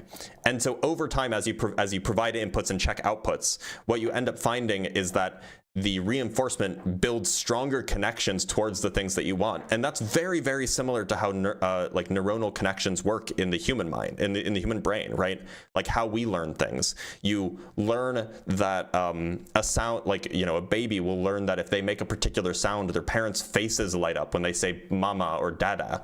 And so that's a positive reinforcement, you know, and it sends signals through, and then you get those particular neuronal connections that led to that outcome being reinforced, whereas other neuronal connections that lead to other outcomes that don't sound like words don't get reinforced. And so it just seems like it is a very similar way to how we learn as to what happens in a like machine learning environment. Would you say machines, computers, any like that entire category of things we're speaking about? I'm not sure if there's a formal term to describe all of them. Would you say that they have the capacity for presential knowledge? I don't know what that word means. Presential? So presential knowledge would be like, for example, like you know that you're hungry, but there's no like that thought and yourself, there's no distinction between them. Like you think that and know it through yourself without any external, you know what I mean? And like it might not be accurate. It might not be. You mean like it's a knowledge about the way that you are? Right. Yes. I don't. So I would think that humans learn that in the same way that machines could in principle learn that. I disagree. I don't think humans learn that. I think that they're very much they born with absolutely it. do. I think that like when you have a baby that doesn't get fed, I don't think it knows what hunger is. I think rather it just is upset, and then it gets food and then realizes that, oh, that upset feeling goes away. And so it learns to associate But presentially that. it knows it's upset, right? Well, yeah, and so like it is just. So I mean, that's I just think a state of affairs. I don't know if that's like a knowledge. So it's like what a degree of meta knowledge or something. Where I agree with you is that the presential knowledge becomes more in tune with reality as a person grows and learns. Mm-hmm. But the presential knowledge itself is a. You just mean like some sort of like self-awareness? Yes, yeah, sure. It doesn't, I'm saying the accuracy with the real world improves as a person gets older and learns more about the world and themselves, but the ability to recognize things about themselves exists from immediately, right? So it's not, well, I don't know if that's true. Like I don't know if it exists immediately, but suppose it is. It's just not clear if that's something that just that necessarily is distinct from that necessarily humans have that machines don't have. It's not clear that machines don't have that, by the way. It's also not clear that even if they don't have that they couldn't get it. So like there's a lot of like, I think people, like, we have our own experiences and our own experience, and then we assume that other people have a similar experience because they look and act similar to us. Like we assume like, I assume you have a mind because you're basically the same as I am, and I have certain experiences, so I assume that you have certain experiences. But like, we don't make the same assumption about dogs or about fish because they're different from us. And because computers are so wildly different from us, we just assume that they can't have these sorts of things. But I'm not sure if that's the case. But Cinco, you've been up for an hour now. I should probably let you go and move on to another guest. Is that fair? Yeah, absolutely. I just want to say I really appreciate this conversation. I learned a lot from it. And yeah, absolutely. Thanks for being here, Cinco. It was great talking to you. Thank you. Likewise. By the way, my phone call got canceled, so I'm here till noon. Well, it didn't get canceled. It's kind of handled already. We have some super chats, and I'll move on to our next guest. So we have from Sway for Everything with the $10. Hey, Dr. Blitz, how is the four-dimensional Hausdorff-Lorentzian differential manifold business going? I hear it's expanding. See what you did there. Gretchen with the $3. Your live also not the best place to work shit out. Oh, yeah. I mean, like, look, I appreciate conversations where they're had, right? And $20 from Younger Hill. Thank you so much, Younger Hill. Unfortunately, this is more confusing gibberish. 7th Bowl 2004 electric storm Israel and 9.3 earthquake destroy 30 cities, worship false gods, 230,000 pass in one day. Jerusalem split 3 political 2004 West Israelite, West Palestine in an old city 2006 baseball hall. Okay. Okay. By the way, quick reminder, quick shill for myself, if you will. I have a set of debate notes that I refer to and that I read and all sorts of things. Let me make sure that this is, yeah. So as a set of debate notes, there's stuff on theism, there's stuff on, theism and on atheism and on flat earth and young earth and all that stuff. So consider, if you want access to these debate notes, and it's mostly just for me, but like some people like having access to these things. If you want access to those, it's like $4 or $5 a month. You can either subscribe on Patreon or like you can become a member on YouTube. Any of those ways will get you access to the debate notes. So consider it. And then we have 2 more super chats and we'll move on to our next guest. $5 from Might You Find It Interesting. Physics is the study of potentiality and the forms it can actualize. True. Get Plato'd or Aristotle or whatever. And then from Binary Ghosts with the $20. Thank you, Binary Ghosts. We are surprisingly close to Gen AI. We just need to glue all the different modules we have developed together. In my estimation, self-awareness requires a body interactive method with things outside of the self. Maybe. I don't know if that's true, though. All right, let's bring up Legendary Luna.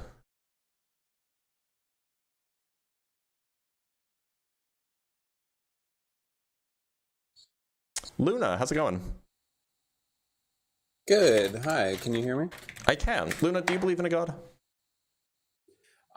Yes. So a small bit of background. I was raised Christian, brought to church. I always kind of side-eyed it, never thought very much of it made sense.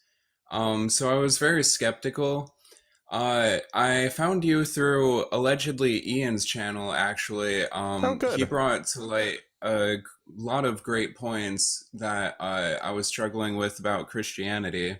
Mm-hmm. And so I was thinking, if there is a God, God has to be reality, and that science is probably one of our best avenues to understand God.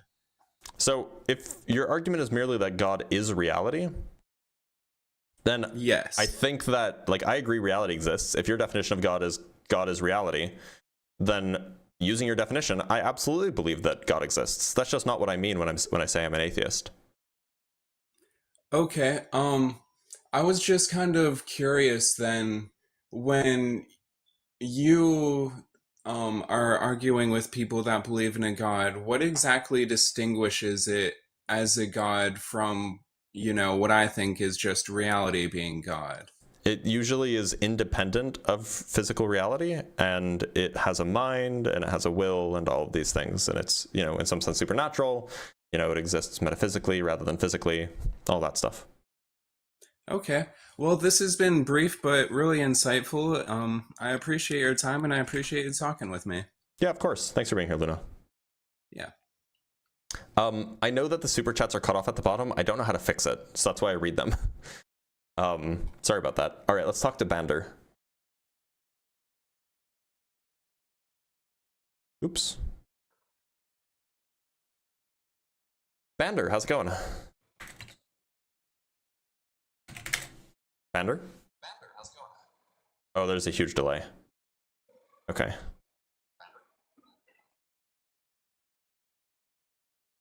All right, let's talk to God's Gift.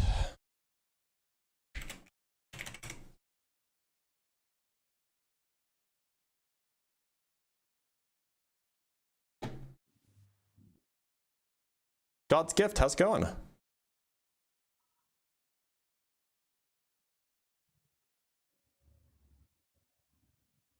God's Gift, can you hear me?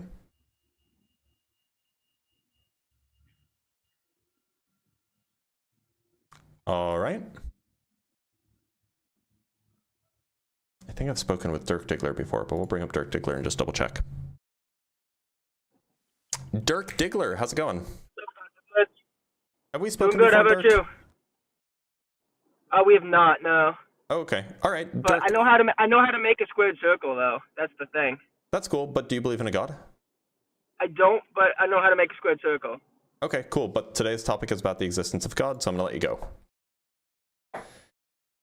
Okay, let's do I know, right?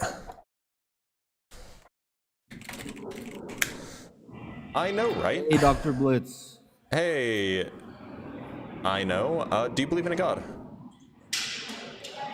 Oh, yeah, for sure. Okay, and which God would that be? The God that has the mind that projects everything.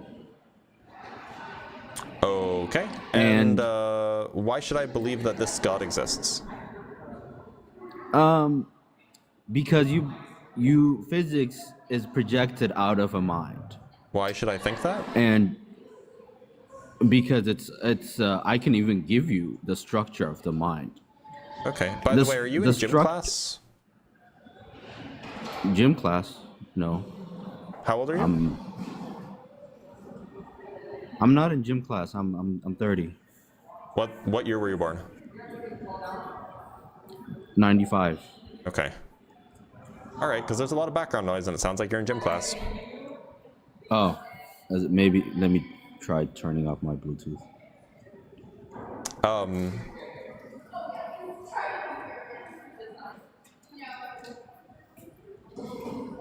Okay, so tell me, what is the yeah, it is a little better. So tell me, what is the reason why I should think that this God exists? So, like I said, like I can show you the structure of the mind where physics comes out of, and right, but that's assuming such a thing. That, that's assuming such a mind exists. I want to know why I should think such a mind exists in the first place. We know projections are part of physics. So why don't you know? Why don't you want to know the substratum of where things are projected out of, which is a mind? Can you define a projection for me? Can I define projection? Projection, like it's not the thing. It's not the actual thing, but it. Oh, Andy left. Okay, easy come, easy go, I guess. Let's talk to Peter J. Parker III. Ooh. Peter, how's it going? Pretty good. How are you? I'm doing all right. Peter, do you believe in a God? Oh, yeah. And which one would that be? Probably, just like, it's somewhere like in between, you know, like a Christian God and, like Buddhism. Okay. So why should I think that such a thing exists? Well, I think that you should look deep into your heart and soul and think, did I really just come here by chance? Well, I mean, if you ask my mother, she will tell you that there was birth control that was ineffective. So yeah, in a sense. Okay, but you see, that birth control that was ineffective had a like 1 in 1 million chance, which does show that something wanted you to be here. So No, therefore, I mean, sometimes birth control doesn't work very well. Right? yeah, you're right. But like, are you gay? No. Okay, well, if you were gay, I would say that like God chose you to be gay, but I guess he probably could also choose you to be straight too. Okay. So why should I think that the God exists? Because people who believe in God become rich and Israeli and like they get a lot of money. Wait, what? Do you know about Israel? Are you talking about like the modern nation state? Yeah, the Jewish state of Israel. Yeah, what about it? So if you move to Israel, right, you'll get a lot of money. Why should I think that's true? Do you like turtles? Don't kick me, bro. I see you going for that mouse. You're No, thinking I was just about it. typing something down. Do I like turtles? Can you justify why you believe in a God? Yeah, because he's a turtle in the sky. I was getting there. All right, you're getting kicked. I know you're trolling. Yeah, love you. I hate you. I hate trolls. Trolls are my, like, I hate them so much. I hate trolls. By the way, we got a CBJ raid. Thank you, CBJ.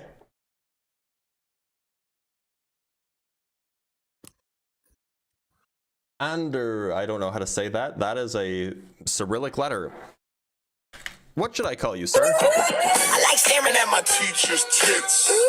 No. Oh.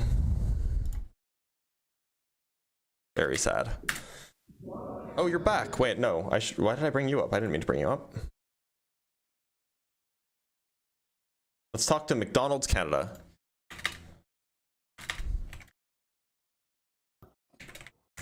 McDonald's, how's it going? Hello, I'm good. How are you? I'm doing all right. Do you actually own McDonald's Canada? No, this is just a troll page, but I'm not trolling, I promise. Fair enough. Okay, so do you believe in God, sir? I do. I believe in Allah. Okay, and why should I believe in that? I mean, I don't believe that there's any like effects without a cause. So, like, I don't believe that the universe could have existed with a physical cause. So it just makes sense that there's a God. Okay, so what is the cause? So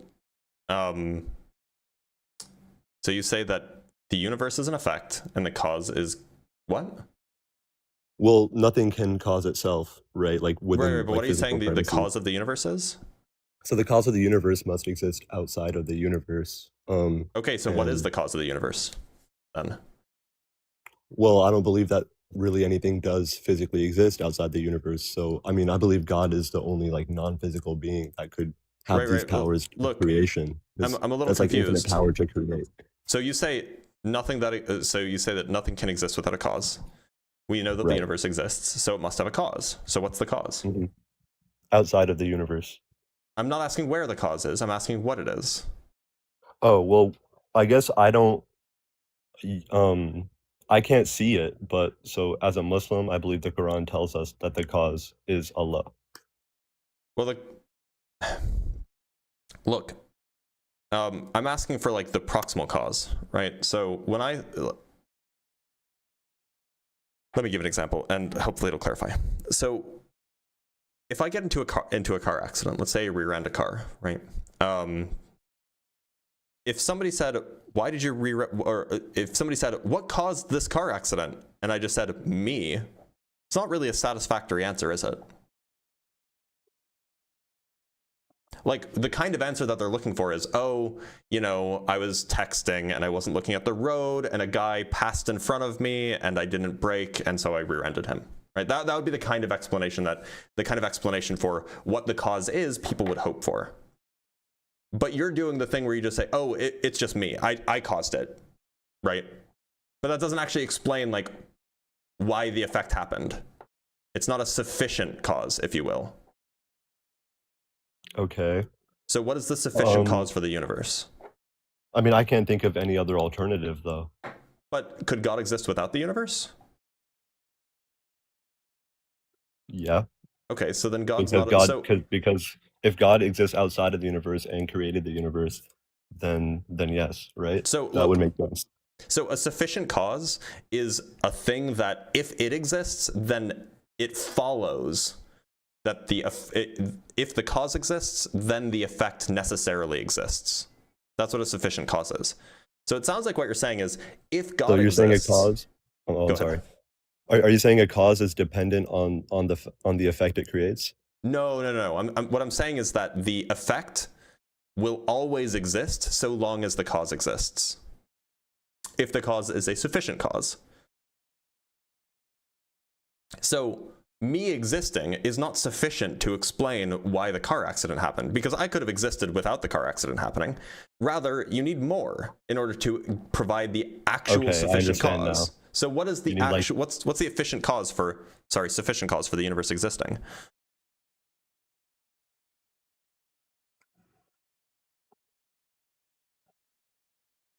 That's a good question. Because if you just say God, it's just really not, it just doesn't really provide any explanatory benefit.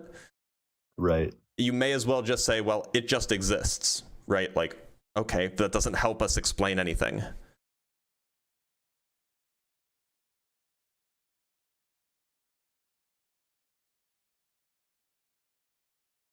Yeah, no, I'm not sure why. So I could help you out. You could say that, like, you know, God wanted the universe to exist, or God wanted people to exist, and so God created the universe. The cause for God's the reason why the universe exists, the cause for the universe is God's particular will, for example. That's something that you could say. God has a particular will that is composed of particular desires. One of those desires is creating a universe like this, right? Yeah. That's one answer you could give. I mean, I would actually agree with that. But if you agreed with that, then I would ask, okay, well, so that's an effect, right? The will being what it is a particular effect. So what's the cause of that? My point is that you probably don't want to say that every effect has a cause, because otherwise you just end up with an infinite chain of, and you never end up at just God. Well, so are you saying a certain desire is an example of an effect without a cause? Well, I'm saying that either a desire is an example of an effect without a cause. It's an example of something that has no cause, in which case now we have an example of something that doesn't have a cause, or it's an example of something with a cause, in which case we just need to go look at the thing that caused it. Is the thing that caused it an effect without a cause, or does it itself have a cause? So it's I see your point. It creates the infinite chain of regression. Right. You either get an infinite chain of cause and effect relations, or you end up with something that doesn't have a cause. And it seems like we probably don't want that either of those to be true. Right. That makes sense. Okay, well, I'm going to do some thinking. I don't want to waste too much of your time, but Yeah, sure. I do hope that I can have an opportunity to come back and talk to you again. Absolutely. Thanks for being here, McDonald's. Canada. Thank you, man. Have a good day. Take care. You guys hear that? I actually talked to the real McDonald's. I didn't mean to kick in the name of the unknown, by the way. It was just an accident. In the name of the unknown, how's it going? Good. How about you? I'm doing all right. Sorry for clicking decline. I meant to click accept, but I misclicked. So, do you believe in a God? I do. All right. And which one would that be? A sort of deistic being. Okay. So why should I believe that it exists?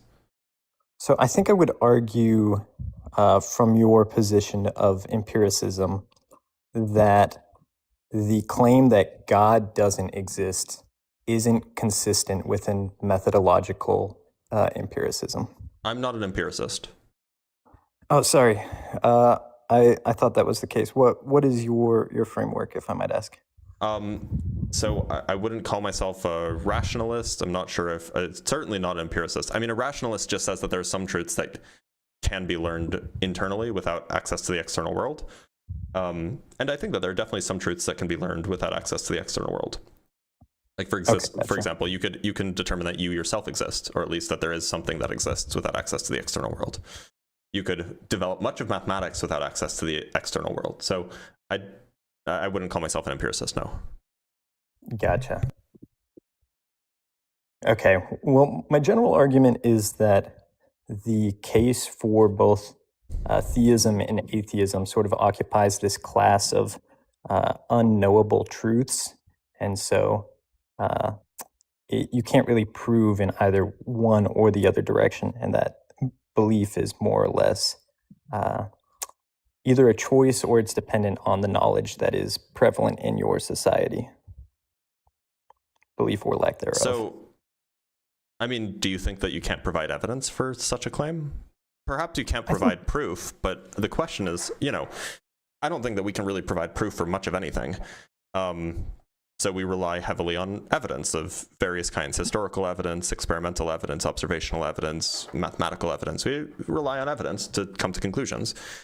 And I'm happy to use evidence to come to conclusions. So is there, like that evidence is a perfectly good reason to believe something. So what would be a reason that you would use to come to the conclusion that you've come to? I think that Leibniz's principle of sufficient reason is a pretty good version of the cosmological argument. So are you referring to like the strong version of the PSR or the weak version? I'm not really sure of the difference between the two, to be honest. The principle of sufficient reason, I just want to make sure I get the text completely right. There's the strong version. Let's go to the Stanford Encyclopedia. Actually, Stanford might even tell us which one Leibniz liked. Let me see. So Leibniz liked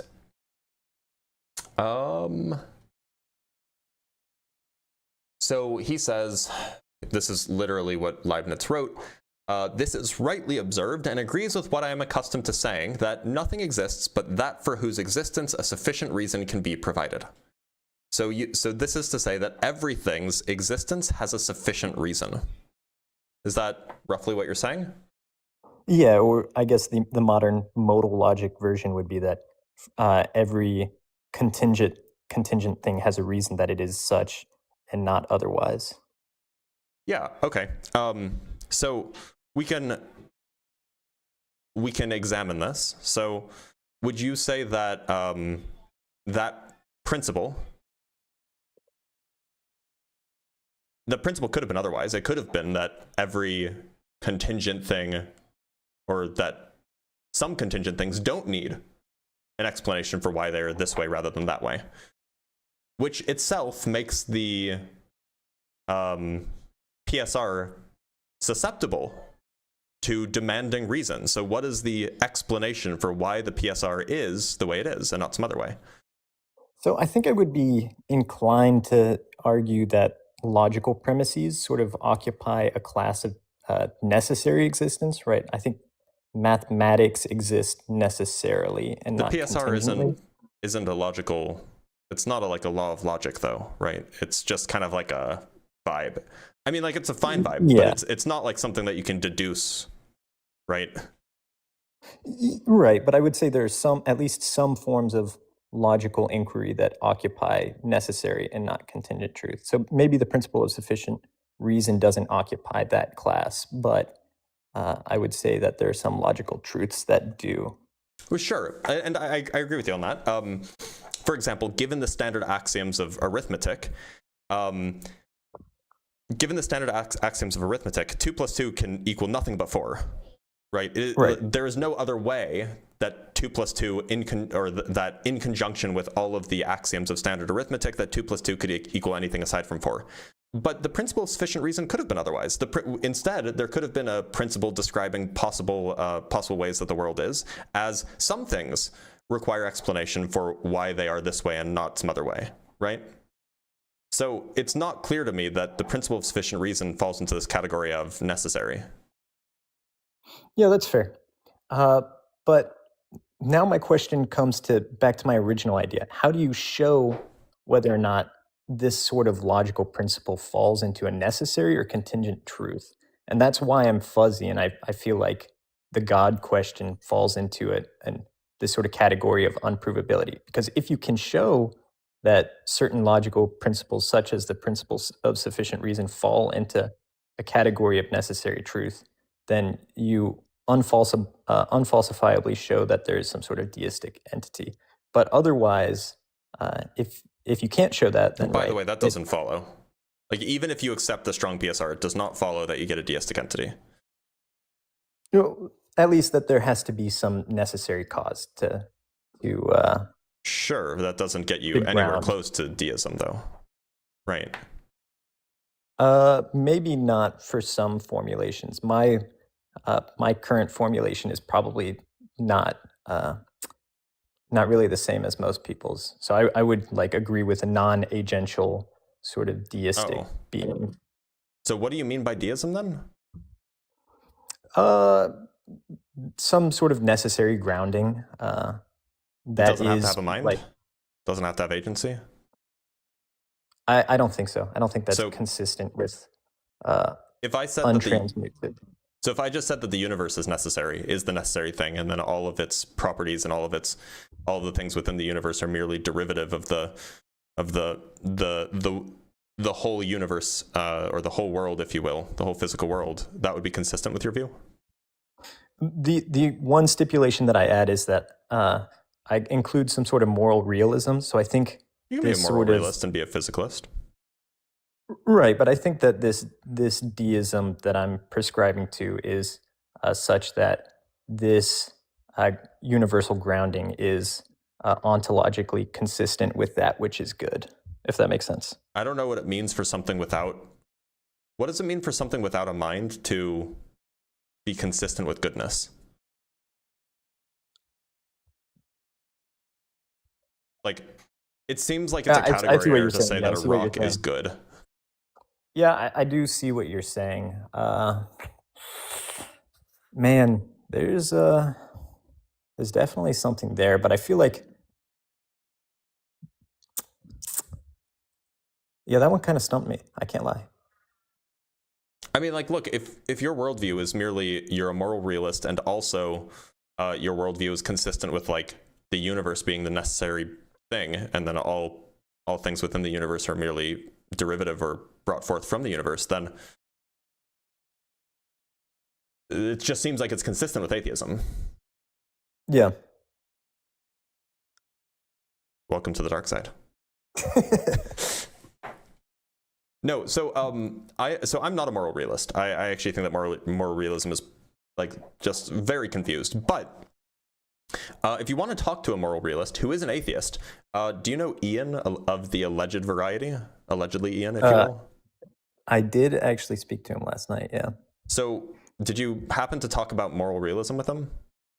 I think we got into it a little bit. Okay, yeah. My ideas are kind of disconjuncted and kind of in flux currently. So you can be a moral realist and be an atheist? It's not particularly, well, actually, I think it actually is fairly common amongst philosophers, but not particularly common amongst debate bros, if you will.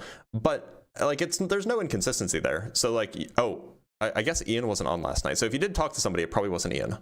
Oh, sorry, 2 nights ago. Okay. Rather. I don't know. I wasn't there. So this is all to say, like, you know, there's a ton of philosophers who are moral realists and also atheists. I haven't read them, but if you wanted to read them and see if that can make sense of your worldview, then have at it, I guess. Yeah, because you know, maybe there is something to it, right? I think I'll have to get back to you on it, but I think there's something to the idea that there is something morally real, and that is somehow in unison with some necessary grounding of the universe. And that's my general current belief. Why? Well, for the like pragmatic purpose of moral grounding, I think that's important for society.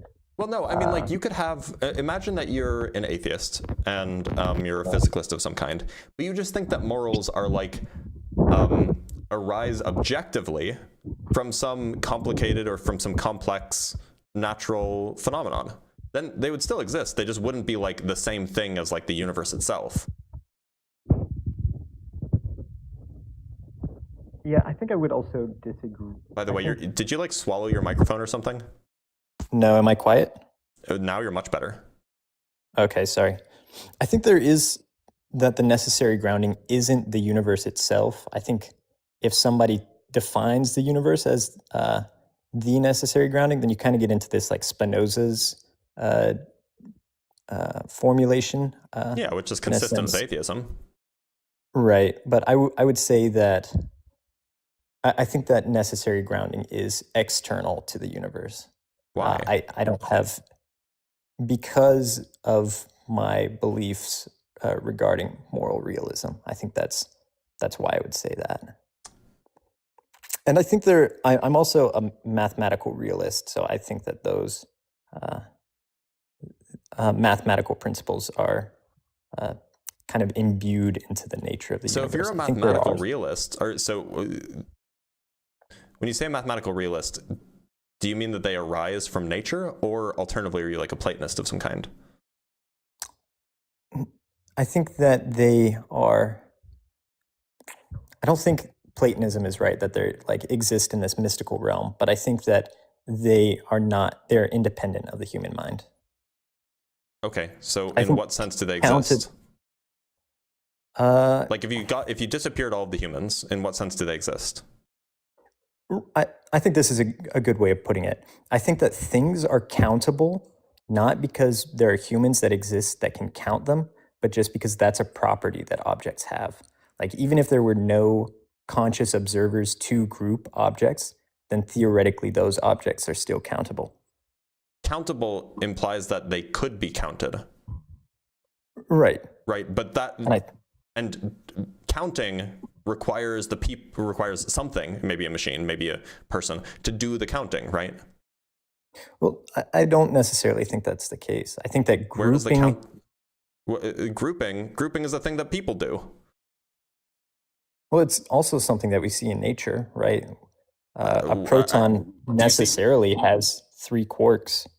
Well, a proton is a particular arrangement of fields. I agree, and it's 3 or it's 5. It depends on how you count valence quarks. But that's neither here nor there. I mean, the point is that we've decided this is like an arbitrary thing that we've decided, right? Like they're all just like fields, right? They're all just field excitations moving in certain ways. And so like to call like this set of field excitations in exclusion to the surrounding field excitations a quark, that is a decision that we've made. Well, do you think so? Let me put this a little bit more succinctly. If there were no human observers, do you think that the idea of a proton as being that which contains the third successor of number of quarks, do you think that fact would still be true? No, because I don't think that there would be ideas. Okay. Yeah, I just don't agree with that. I feel like the 3-ness of a proton is necessarily the case independent of human thought. What makes the proton distinct from the other protons nearby? What do you mean by that? Sorry. So like if you have like a hydrogen molecule, it's H2, right? So there's like a proton here and a proton there, and they're bound together. What makes the proton? Why do we, in the absence of humans, in the absence of human categories, what makes the thing at the center of one of the hydrogen atoms different from the thing at the center of the other hydrogen atom? What makes what makes that grouping a grouping? I would say it's their inherent numerical properties, and that's why I would argue there's 6 quarks in a hydrogen molecule. Yes, there's the 2 separate. But how do you separate them, right? What does it mean for them to be separate? Separation is like it's a human convention, right? We say that, oh, these 2 things are separate if they're like this far away from each other. I feel like divisibility is a natural, like something that we can divide just observe. protons. You'll just make more stuff. Yeah. I don't know. I'd have to think more into this. Nominalism is weird, but But you really got to think about like what are we actually doing when we're counting something? And what we're doing is we're deciding that these things are similar in certain ways and different in other ways, such that they share properties that we can put them in a set, but they are distinct from each other within that set. And so there's a whole bunch of creation of artificial categories that we're doing when we count something. It's intuitive because we learn to do it from a very, very young age, but it's definitely a thing that we are doing and is not built into nature. Well, so let me ask this. This is kind of like a variant of to me, this is very similar to if a tree falls in the forest and no one's around to hear it, does it still make a sound? I don't think the question of the sound that's being made is required on observers, right? And so that's just what my take on the question would be. So, I mean, like, my view is roughly that there's kind of two senses here. So if by sound we mean like the perception, then like, of course it doesn't make a sound, because if sound is a perception and there's nobody to perceive it, then of course it doesn't. But if by sound we just mean like some sort of like waves in air, like sound waves, then yeah, of course those exist. But that's just because we're here to conceptualize what a sound wave is, to like make sense of like particular arrangements of hydrogen atoms and call that a sound wave. So I guess what I'm trying to get at is that things have the property that they're able to be counted independent of human perception. Yeah, but things have the property that they're able to be loved independent of human perception. But does that mean that love exists in an objective, mind-independent way? Like, I don't know. That seems weird. And like, we could say that things have the property of being able to be worth money in the absence of human existence. But does that mean that like being worth money exists in an objective way? Yeah, that's a good point. I think with your first one, property of being able to be loved in like an a rock. objective Like sense. I might love a rock, right? Yeah. But like, if you deleted all of the humans, it's possible that like that rock could be loved if there were humans. Does that mean that love exists on its own? Like objectively, absent minds? Yeah, I see what you're saying. I think what would be consistent with moral realism would be to say yes, but sure. That's why I gave a second example, because yeah, I forgot that you were a moral realist, and so you would say that love probably is a property of a thing, absent human minds. But like that's why I gave the example of like being worth money. Yeah, that one definitely does give a better juxtaposition of the argument, and that one does seem a little bit more weird with the abstraction. Yeah, I'd have to think on it some more. Okay. Well, I'm gonna let you go because my live is almost over anyway. But yeah, think on it some more. Feel free to, you know what? Join the Discord server and we can chat about it if you think about it. I'm already in the. Oh, great. I'm already in the Discord. Yeah. Then good. I'm going under an alt account right now. Oh, sneaky. Mm-hmm. All right. Okay. But I appreciate the conversation. Good talking to you. Yeah, likewise. Thank you so much. Take care. Yeah, no problem. You too. All right. So, unfortunately, or fortunately for me, because I'm hungry and I need coffee, it is that time. We should end in like 5 minutes or so. So I'm going to read one last super chat and some cash apps and things like that, and then we'll call it a day.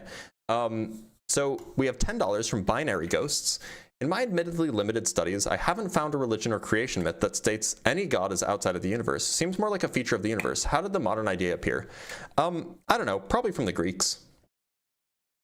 Like some creation ex nihilo, like if God created the entirety of the universe, then that means that God could not have been part of the universe, yada yada. That whole thing, that's my guess. And then we have a few cash apps. Which, by the way, if you want to support the live stream, then Cash App is a good way to do it, because then I get all of it rather than YouTube taking 30% or something like this. From Shay, we have $20. Thank you, Shay, for getting lectured about pork while eating sausage. Yeah. And then from Everett with the $2, no message, just thank you so much, Everett. And from Grimlock with the $10 for a donation to promote your daily waterboarding. Yeah, one sec.